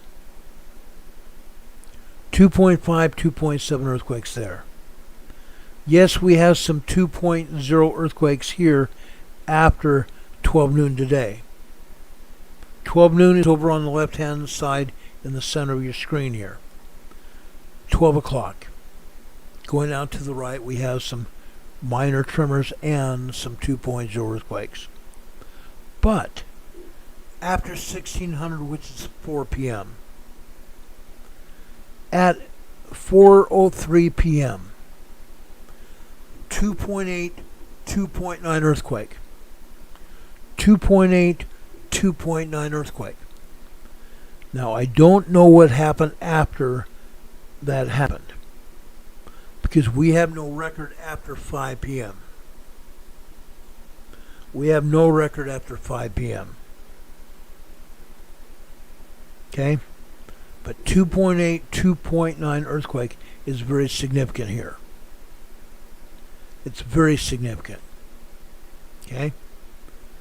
We're going to see some good-sized earthquakes here. They're not going to be 5s, but they're going to be good-sized earthquakes here in the Los Angeles area. Okay? There's a lot going on here. There's a ton of stuff going on here. That was Ellis. How about out east in Fontana? Fontana, California. Look at this. We've been seeing an accelerated bunch of earthquakes here. A lot of earthquakes here in Fontana. Look up at the top of this seismogram. Again, the top of this seismogram starts off at 5 a.m. this morning. we have several lines to go off the paper. These are 2.5, 2.7 earthquakes. 2.5, 2.7 earthquakes. We also have some 2.0 earthquakes there as well. Okay? As you can see throughout this seismogram I'm showing you today, there is a lot of seismic activity going on. 2.5 up to 2.9 earthquakes. 2.5 to 2.9 earthquakes here. Until we get down here. Okay? Again, this is after 115 on the red line. At the bottom. 115 on the red line on the left-hand side. Then we come over to right before 1:03 p.m. this afternoon. Now we're seeing a 3.0 earthquake. Another 3.0 small earthquake in Fontana, California. Yes, we're seeing some tremors. Yes, we're seeing some 2.0 earthquakes as well. Then we come over further here to the right. Over here on the black line, 2 3.0 earthquakes here. Okay? This is 1:24 and 1:25 p.m. this afternoon. 1:14 and 1:13 p.m. this afternoon. 2 3.0 earthquakes here. Fontana, California continues to pop these big earthquakes. And yes, these are bigger than normal. These are bigger than normal. All we were seeing here up until 2 or 3 weeks ago are tremors. Now that's completely been thrown out the window. Yes, we're still seeing tremors, but we're also seeing full-blown 3.0 and large earthquakes. Fontana, California. Okay? Still, that's eastern Los Angeles, isn't it? Guess what? It continues. Also northwest of there is Mariloma. Mariloma is just west of Loma Linda. Loma Linda is where the world-renowned medical center is. Here at Mariloma, all we're seeing is tremors. Last week, we're seeing full-blown earthquakes here. Now, we're not seeing anything but tremors here. This is a little bit surprising to me. And why is it surprising? Is because just southeast of there in Fontana, we're seeing tremors and full-blown earthquakes. That's why. I fully expected Mariloma to be showing us earthquakes as well, and all we're seeing are minor tremors. Okay? The LA Valley, LA Basin is still seeing earthquakes all over the place. Literally all over the place. Let's go north of Los Angeles again. Let's go up to Moore Park. Last week we're showing you back-to-back earthquakes here in Moore Park, up and down throughout the seismogram. That is not the case today. However, we are seeing 3.0 earthquakes here. Early this morning after 5 a.m., we're seeing some minor tremors, up to 1.7, 1.8 tremors. Then, after 5:30 a.m. this morning, out here on the blue line to the right, okay, this is actually 5:41 a.m. this morning, our first 3.1 earthquake. Our first 3.1 earthquake. Then we had another one after 1:25 a.m. this morning. Another 3.0, 3.1 earthquake. Then what happened after that? I'm sorry, I got the times wrong. On this particular seismogram, this was last night. The top line here was 5 p.m. The second one was 6 p.m. Down here on this third black line is 7 p.m., 1900 hours. Right before, actually, let's back up. At 7:47 a.m. or 7:47 p.m. last night, we had a minute and a half of good-sized earthquakes. The top and the bottom of this earthquake sequence was cut off, again by the agency, Caltech and USGS. Cut it off. 3.5, 3.8 earthquake. 3.5, 3.8 earthquake here. Moore Park, California. Moore Park, California. Now, Moore Park may have been showing this earthquake as from Pasadena. It's very possible that this earthquake was located in Pasadena, which is just northwest of Moore Park. Okay? But this is a 3.5, 3.8 earthquake. Very significant here in Los Angeles. Very, very significant. Because we are seeing these earthquakes more and more. Now, after 8:30 p.m. on the blue line here, okay, at about 8:24 p.m. last night, actually, I'm sorry, the blue line here on the left-hand side is 8:30. So we come over here to the middle of that, which is 8:40. Another 3.0 earthquake. So we're seeing minor and small earthquakes here in Moore Park, California, as well as a bunch of tremors. And down here at the bottom is 4:45 a.m. this morning on the left-hand side. 2.0 earthquake there. However, what happened before that? We come over here to the far right on the black line. 2.5 earthquake early this morning. Then on the green line there is the the 4:45. We're seeing earthquakes here. Earthquakes in the LA area. And these earthquakes are significant. Moore Park, California. Okay, let's continue here. Pardee, California. Last week we're seeing full-blown earthquakes here. We're not today. These are just tremors today. All tremors. There's no actual earthquakes here at Pardee, California. Let's go to the next slide.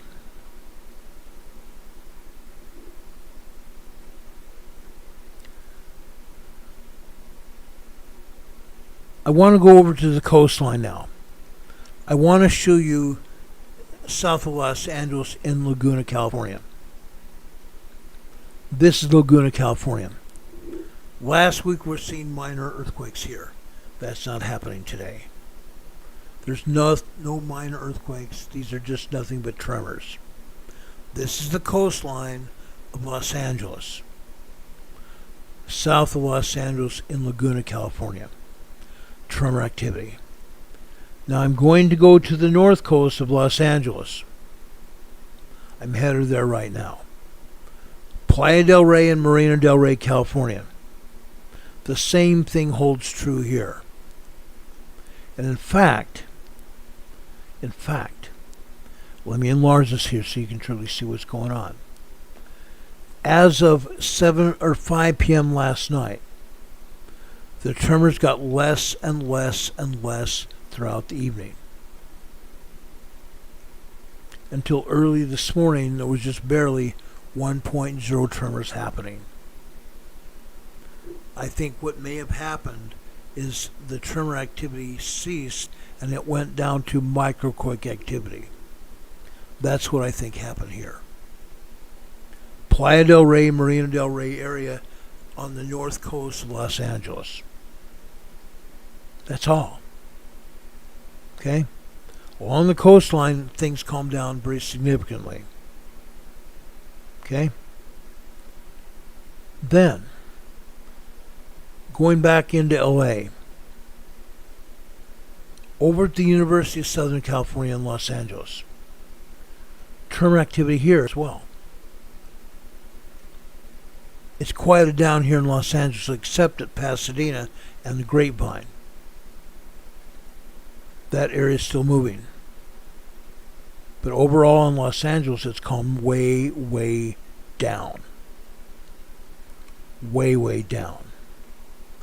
But there's one other place in the eastern side of Los Angeles that's moving. And it's moving on a spectacular basis. Okay?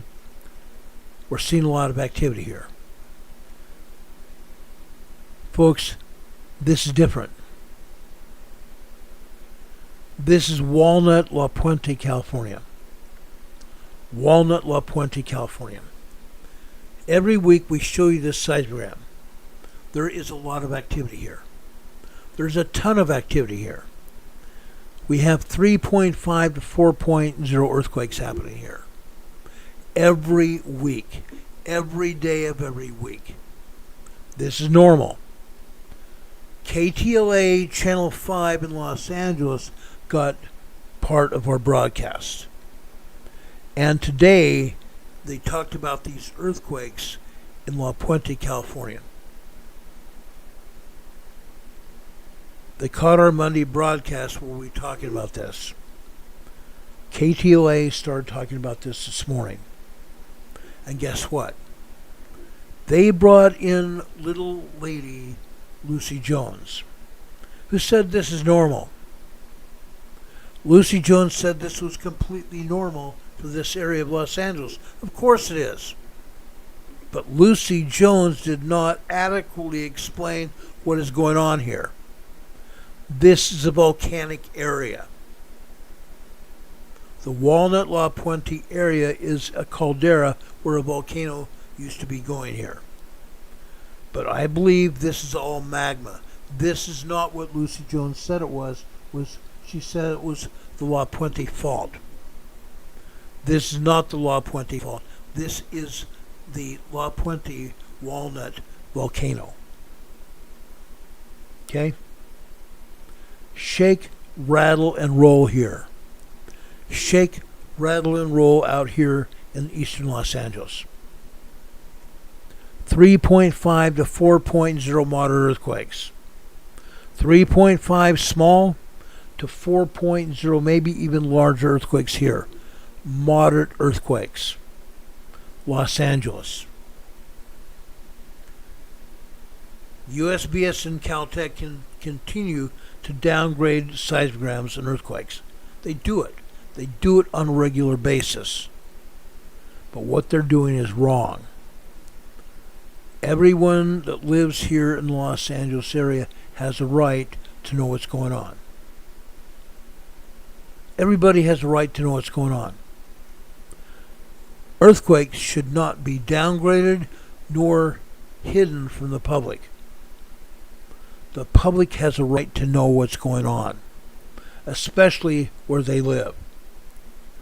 The public has an absolute right to know what's going on where they live. And I don't care where that is. The public has a right to know. And that is why we are telling everybody where these earthquakes are. Everybody has a right, and everybody needs to know what's going on. I'm going to talk about it until I can't breathe anymore. People have a right to know. They have an absolute right to know. Now, does anybody have any questions about what is going on in Los Angeles? I want to make sure you know what's happening. This is absolutely crucial for you to know. I'm not going to hide it. I'm not going to downgrade it. I'm not going to tell you it's just all right. I'm not going to do that. Facts are facts. facts are facts. I'm tired of the agency lying to the public. People have an absolute right to know what's happening in their neck of the woods and literally all around the earth, because it's going to affect you. It's going to affect every part of our lives. If we're going to have an earthquake, people need to know about it so they can take either evasive action or prepare to withstand the earthquake themselves. That is my honest opinion. You have a right. You have an absolute right to know. An absolute right to take whatever action you deem necessary to protect your family. To protect your family and those you care about. It has been my mission since I've been doing this for 5.5 years to bring out the truth. It's been my mission to bring out the truth, and I'm going to talk about it. And I don't really care what they say. Yes, as you can see, they've been buffering my channel. They've been buffering the channel. If they ever take my channel off the air again, I'll be at Rumble. I want everybody to know that. If they take this channel down one more time, I will be at Rumble from that point forward. I will not give them another chance. I will absolutely not give them another chance. Not now, not ever. Not now, not ever.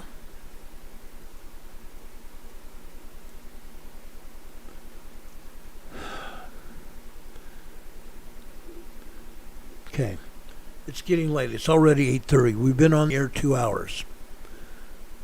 I am going to now show you what I want to show you most of the evening. Okay?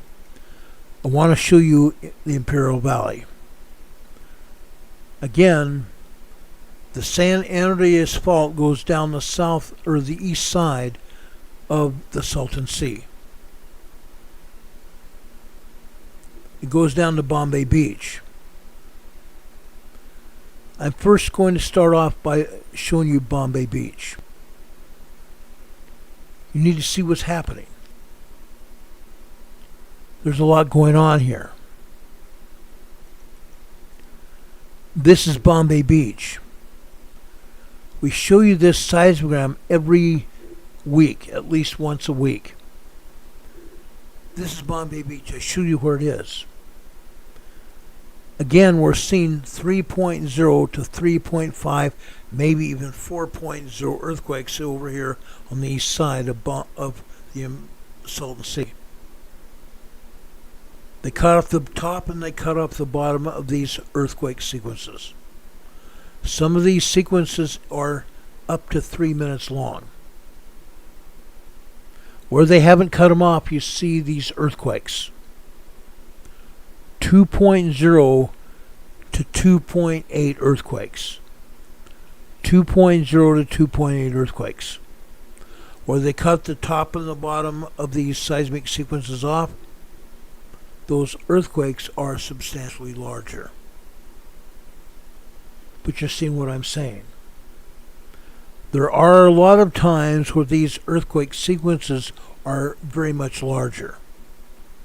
We only see one earthquake sequence that is substantially larger today. That's over here on the top right. Let's zoom in and let you see that. Okay? This happened at 5. It started happening at 5:56 a.m. this morning. 5:56 a.m. this morning. Okay, at that point in time it was tremors turning into minor 2.0 earthquakes. Then all heck broke loose. 3.5, 4.0 earthquake there. And that seismic sequence didn't stop there. It continued after 5:45 on the green line on the left-hand side. And minor tremors after that. Then we don't see any more green color here at all. We drop down to 6 a.m. over on the left-hand side. We come over here to 6:11 a.m. where we see another 3.03.3 earthquake. 3.03.3 earthquake after 6:11 a.m. this morning. Okay? Bombay Beach, California. San Andreas Fault. Okay? Incredible. Incredible. Now, I'm going to skip over North Shore Sultan Sea because all we have there are tremors. All we have there are tremors. Let's go over to El Centro, California. Look what's happening here. 3.0 to 3.3 earthquakes here. This is what's been going on now for 3 months. Juanito is feeling these earthquakes. Juanito and his family and everybody else, whether they live down there in El Centro because they're Navy or not, everybody's feeling these earthquakes. This didn't used to happen like this. Yes, there were tremors here, and occasionally a 3.0 earthquake, but it's not happening like this. Some of these earthquakes, like you see up at the very top here, for the first hour and a half here, those are magmatic earthquakes. Magma headed for the Sultan Butte volcano. This is magmatic earthquakes here. Okay?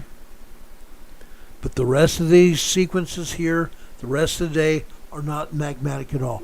These are actually earthquakes here in El Centro, California. El Centro is moving. The entire Imperial Valley is moving, and USGS is not even showing this. They're not showing anything. They're showing earthquakes and tremors out in the desert area southwest of Sultan City, near the foothills of the Chocolate Mountains. That's all they're showing. That is all they're showing. Let's go over to the town of Imperial here. Look at this. Even in Imperial here, northeast of El Centro, we're still seeing 3.3 activity. 3.3 activity. At this point in time, this is at about 9:05 a.m. this morning. 9:05 a.m. this morning. 9:05, 9:06, 9:07, 9:08, 9:09, 9:10 this morning. 3.3, 3.5 activity for 5 minutes. 5 minutes of 3 activity. These are just small earthquakes, but it lasts for 5 minutes. 5 minutes. That is an awful long earthquake. This is an awful long earthquake, guys. 5 minutes of seismic activity. How would you like to feel these earthquakes hitting over and over and over again, and feeling your feet moving, watching your furniture, your tables, your chairs, your sofas, your pictures falling off the wall, because that's exactly what's happening with these earthquakes. Pictures and things off the wall are falling. Dishes are rattling. Dishes may be falling out of the cabinets. Pots and pans may also fall out of the cabinets with this kind of earthquake. This is what's going on. This is what's going on.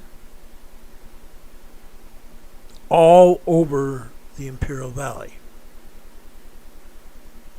Literally all over the Imperial Valley. Does anybody have any questions? I've shown you an awful lot of activity here. I'm not going to show you Calipatria. I'm not going to show you Westmoreland. I've shown you the majority of the activity. It's moving. And the USGS is not showing any of it. They should be showing tremors. They should be showing earthquakes, and they're not. They're not showing any of this at all. I know Juanito and his family and other people here are feeling it. But they need to understand what's going on. This is happening every day. And the agency's not saying word one about it. They're not putting up any warnings or any advisories or anything. These 3.0 earthquakes are happening all day and all night. They just don't stop because it's 6 o'clock. They're happening all day and all night. Most people can't sleep with that. Most people could not sleep with these constantly 3.0, 3.5 earthquakes, and that's what's happening. Constant shaking. Constant shaking. Now, Linda Covington mentioned politics. Again, I don't care what the European Union wants. The European Union can go to hell.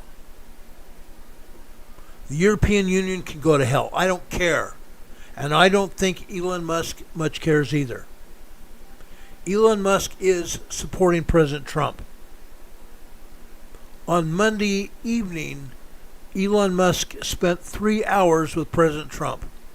He interviewed him. They talked about everything.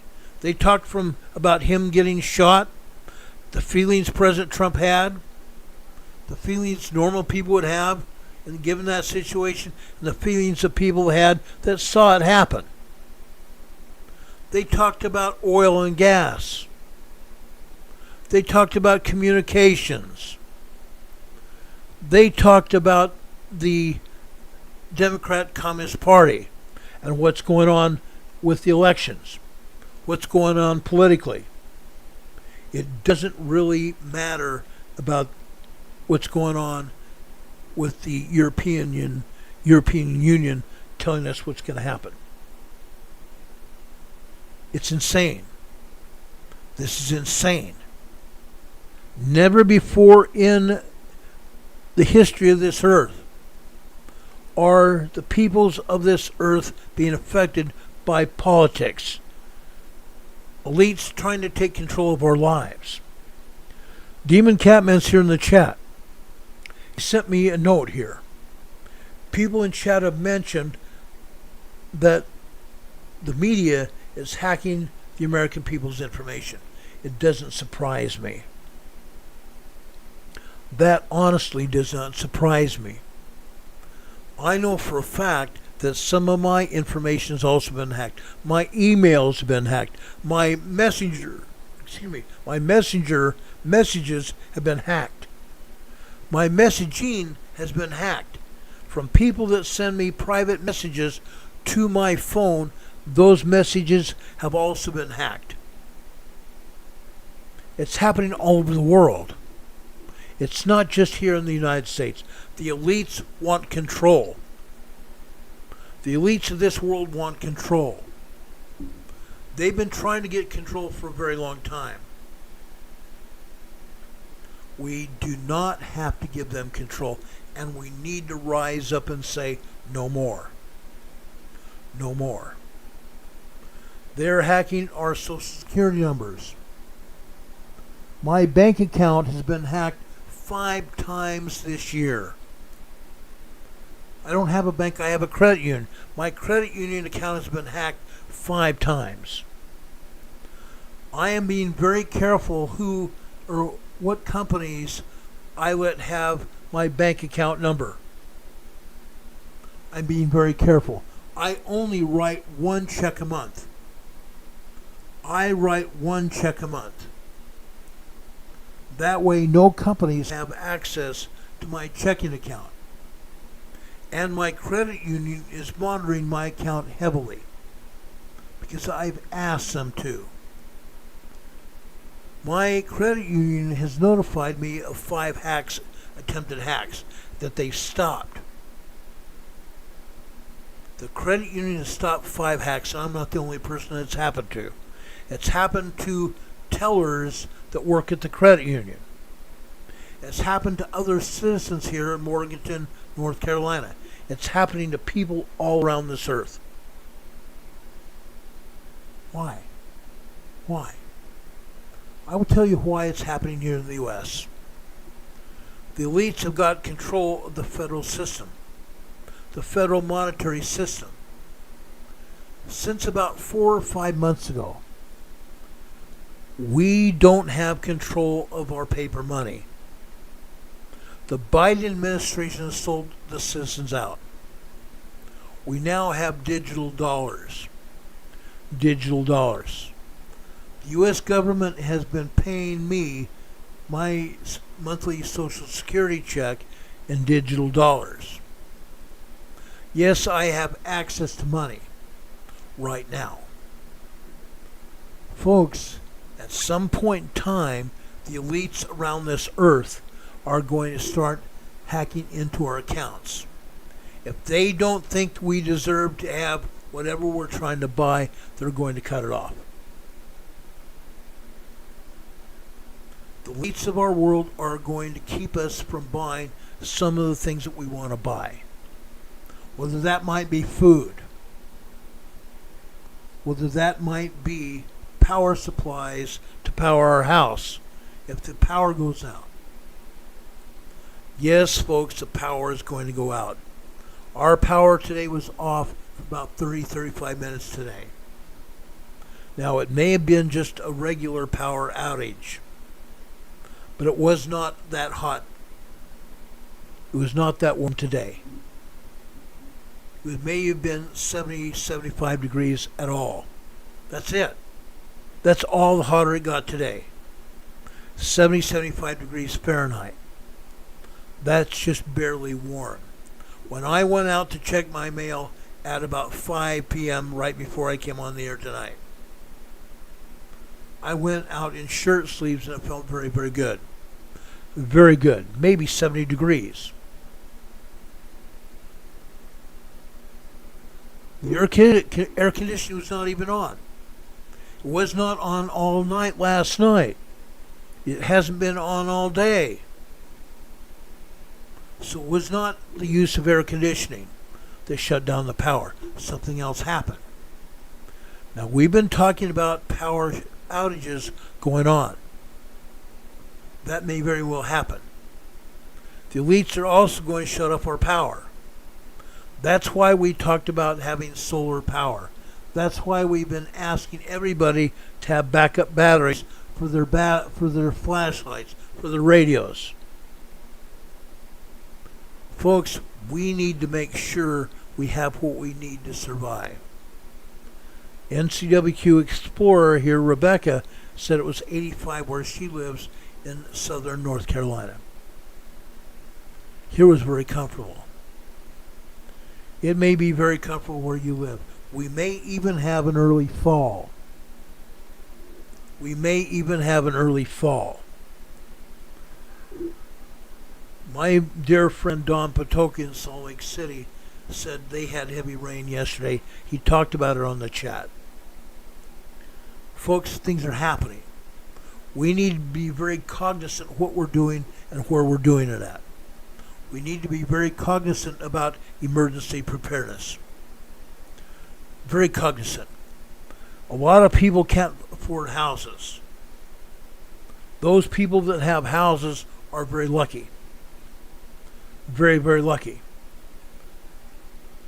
A lot of people don't have houses. They don't have the money to live in houses anymore. But folks, everybody needs to be aware of where they're at and what they can do. We've been talking about emergency preparedness a lot. We've been talking about emergency preparedness a lot. My friend Highway Runner is here. Thank you very much for being here. I appreciate you being here. This is my suggestion for all of you who live in condominiums or out in the suburbs in apartments. townhouse living. Doesn't matter whether you are in England, whether you are in Sweden, whether you are in Finland, Switzerland. There are apartment buildings and townhouses all over the world. Australia, Argentina, South America, Japan. People live in apartments all over the world. Nowhere else to go when crap hits the fan. How about 6 to 8 months of food supplies? How about having 6 to 8 months of food supplies? My wife and I re-upped our food storage here in our house. We have 6 to 8 months worth of food supplies in our home. How about growing plants? Earlier this summer we started growing vegetables here. Lettuce, tomatoes, beans and peas, cucumbers, squash. We can all do this. I don't have carrots this year, but that's something else I can get. I can grow those almost any time indoors. I'm asking everybody to have some kind of garden, whether you have to grow plants inside your home or outside. Outside when it's fairly warm during the summer, inside when it's colder in the winter. Growing some plants, having food on hand. How about having at least a month or two of water? A month or two of water. My wife and I have about 6 months worth of water, and our girl pets here, our Holly and Crystal, have 5 or 6 months worth of water as well. We have solar generators. We have small solar generators to power our phones and also power our computers. We don't have a solar generator to power our freezer or our refrigerator. We don't have the money. I would certainly like to have $4,000 or $5,000 to buy a solar generator. I don't have that money. I don't even expect to have that kind of money anytime soon. I would love to, but I don't. You need to have food. You need to have food. Grow your food. Grow your own food. Have water. You cannot survive for much more than 2 or 3 days without water. You need to have your gas tanks on your car over half full. Don't get below half full at all, ever. Keep your tank topped off as much as possible. If possible, have some kind of security system or way to defend yourself.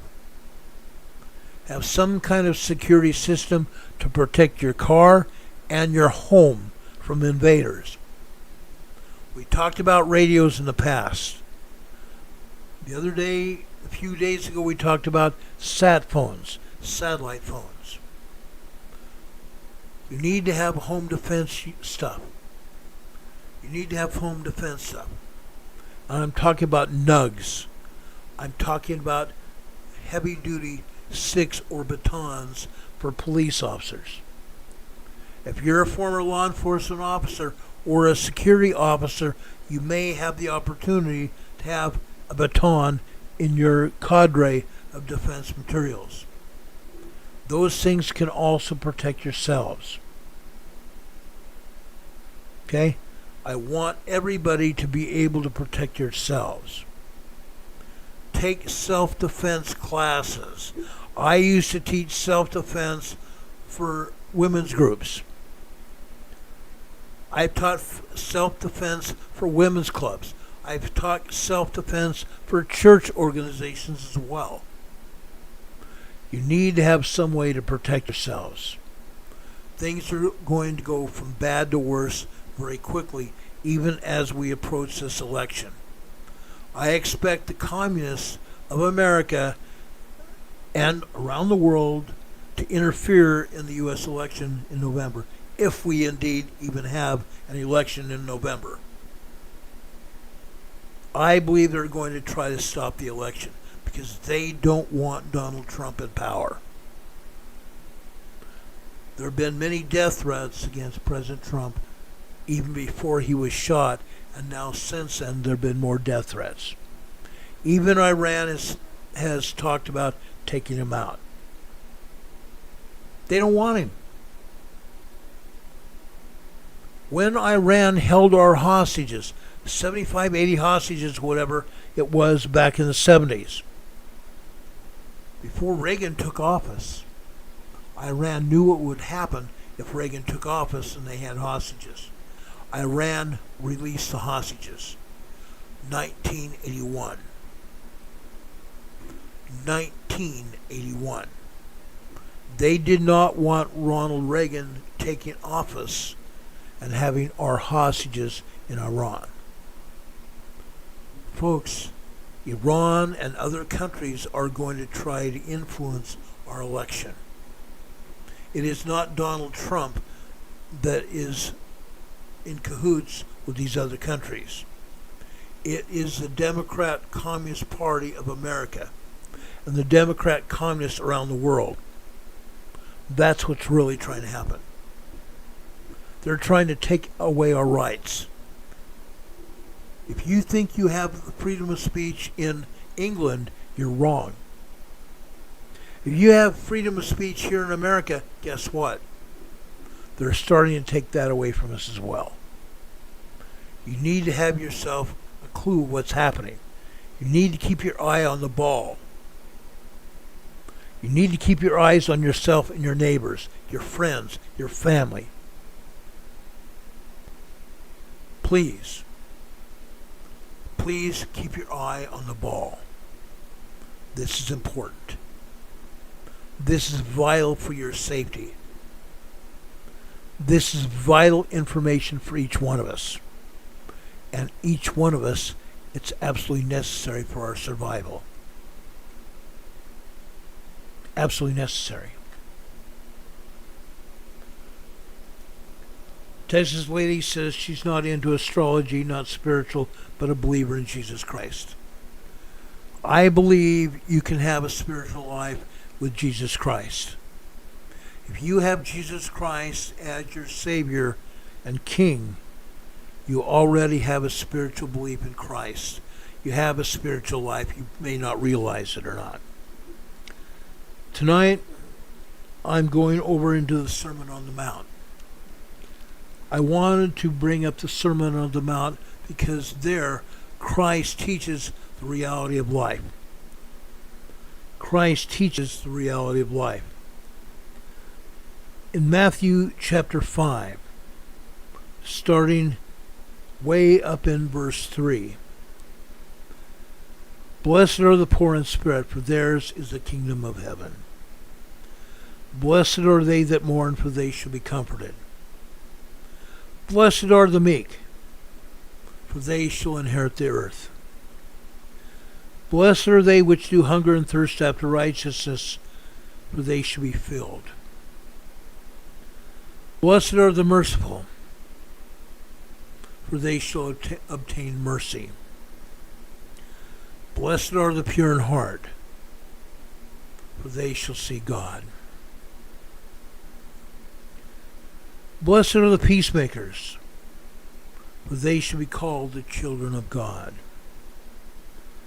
Blessed are they which are persecuted for righteousness' sake, for theirs is the kingdom of heaven. Blessed are ye when men shall revile you, and persecute you, and shall say all manner of evil against you for my sake. Falsely for my sake. Then what does Christ say after that? This is also part of it and very important. Christ says, rejoice and be exceedingly glad, for great is your reward in heaven. For so persecuted they the prophets which were before you. Ye are the salt of the earth. But if the salt hath lost its savour, wherewith shall it be salted?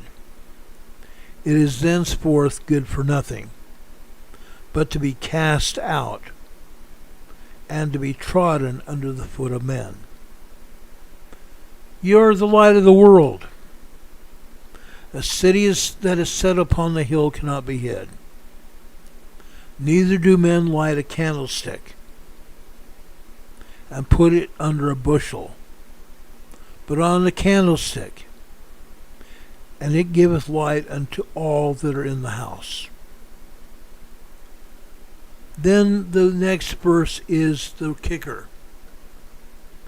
Let your light so shine before men, that they may see your good works, and glorify your Father which is in heaven. That's what we need to do. We need to obey the Lord's commandments. Jesus Christ told us he would bless us, didn't he? He told us he would bless us if we were doing what was right, obeying the commandments. Then the kicker was, are we the salt of the earth? Are we setting the example for our fellow men? If not, we're going to be trodden under the foot of men.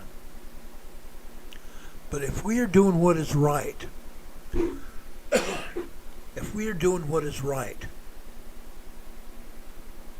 we're going to be that city upon the hill that cannot be hid.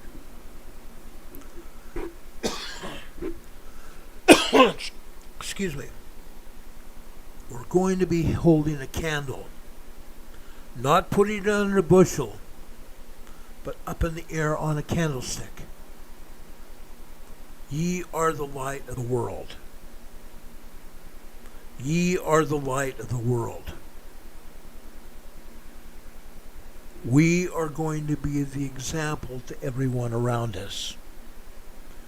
That is why I've been talking about preparedness. That is why I've been talking about all of these other things that are happening around us. We need to be prepared. We need to be prepared for whatever happens. Brothers and sisters, get ready. The time is at hand. The time is at hand. There's not going to be much more time for preparation at all. We need to be ready, and we need to be ready now. Let your light so shine before men that they may see your good works, edify, glorify your Father in heaven. Brothers and sisters, I love you. I love you. That's why I'm here. I care. I give a darn. Please follow what I've asked you to do. Please remember everything that we talked about tonight. We want to save your lives and the lives of our fellow men. If you have any questions, do not hesitate to contact me for any reason. You're able to message me. You're able to email me. Do it. If you send out any emails to me with questions, I will answer your questions. I may even bring those things up on the show. That's because I care, and the things that you tell me are important for everybody. I care. If I didn't care, I would not do this. I would not do this at all. I have other things I could be doing. I appreciate your support. I very much appreciate all of your support. This week we've gotten some PayPal donations. This week we've gotten 3 donations coming in the mail. Carol and I greatly appreciate it so we can pay our bills and keep this show on the air. Carol loves you as well. She reminds me of things I need to be doing, or she reminds me of things that are going on, so I can pass them on to you. Carol loves you. She cares about what we're doing here. This show is important to everybody. Now, I joined another preparedness group on Facebook 2 days ago. Yesterday I put our show on that preparedness channel on Facebook. So we may get people here from that preparedness channel. People are here. They deserve to know what's going on. We need to keep passing this information on. I care about you. I pray. Carol and I both pray for all of you. We pray for your brothers and sisters. We pray for your members of your family and your friends that are in need. Last night we said a prayer for Catherine Sigerson's friend that she's helping. The lady's in Canada, laying out on the floor with broken hips. She can't get to a doctor. We prayed for her. We pray for everyone here. I have a Sunday school class that I teach every Sunday.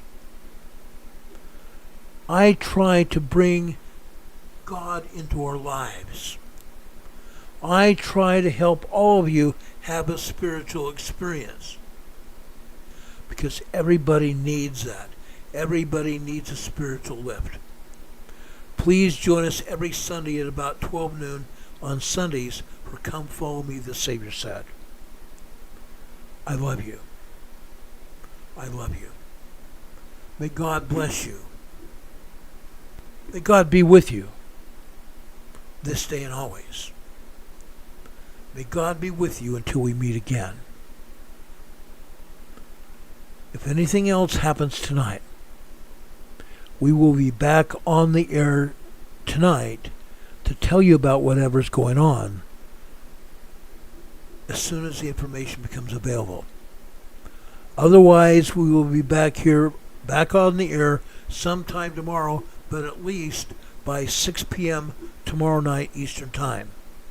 Please invite your friends, your family, your extended family, your neighbors, the people you socialize on social media, and your people that you work with.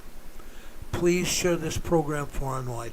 We want to grow this channel so more and more people understand what's important, and we can help them as well. So everyone, please share this channel. The other thing I need you all to do is also check your subscriptions. YouTube keeps unsubscribing people right and left. YouTube keeps unsubscribing people right and left. Check your subscriptions to make sure you're still subscribed to this program. If you're not subscribed, please subscribe. And when you do subscribe, please, right next to the subscription button, there's a little bell icon. There's a tiny bell icon. Click on that. A drop-down menu of 3 items will appear. Click on the word ALL. That should get you subscribed, or not subscribed. It should get you notified when we come on the air. So subscribe and click on that notification bell. Okay? That's important. That's vitally important. Please also don't forget our PayPal locations. Please also don't forget we appreciate cards and letters. It's not just me that gets cards and letters. Carol loves to hear from you. Carol loves to hear from you. She and I open the cards and letters together. We also appreciate your donations in the cards and letters. It makes the world of difference in our lives, helping keep this program on the air. I love you. Annette Louise Walker says, thanks, Ron. May God bless you too. Thanks, Annette. God bless you all. God be with you until we meet again. We will see you again tomorrow evening at the very latest, 6 p.m. tomorrow evening. God be with you until we meet again. We'll see you on the other side. Good night, everybody. I love you very much.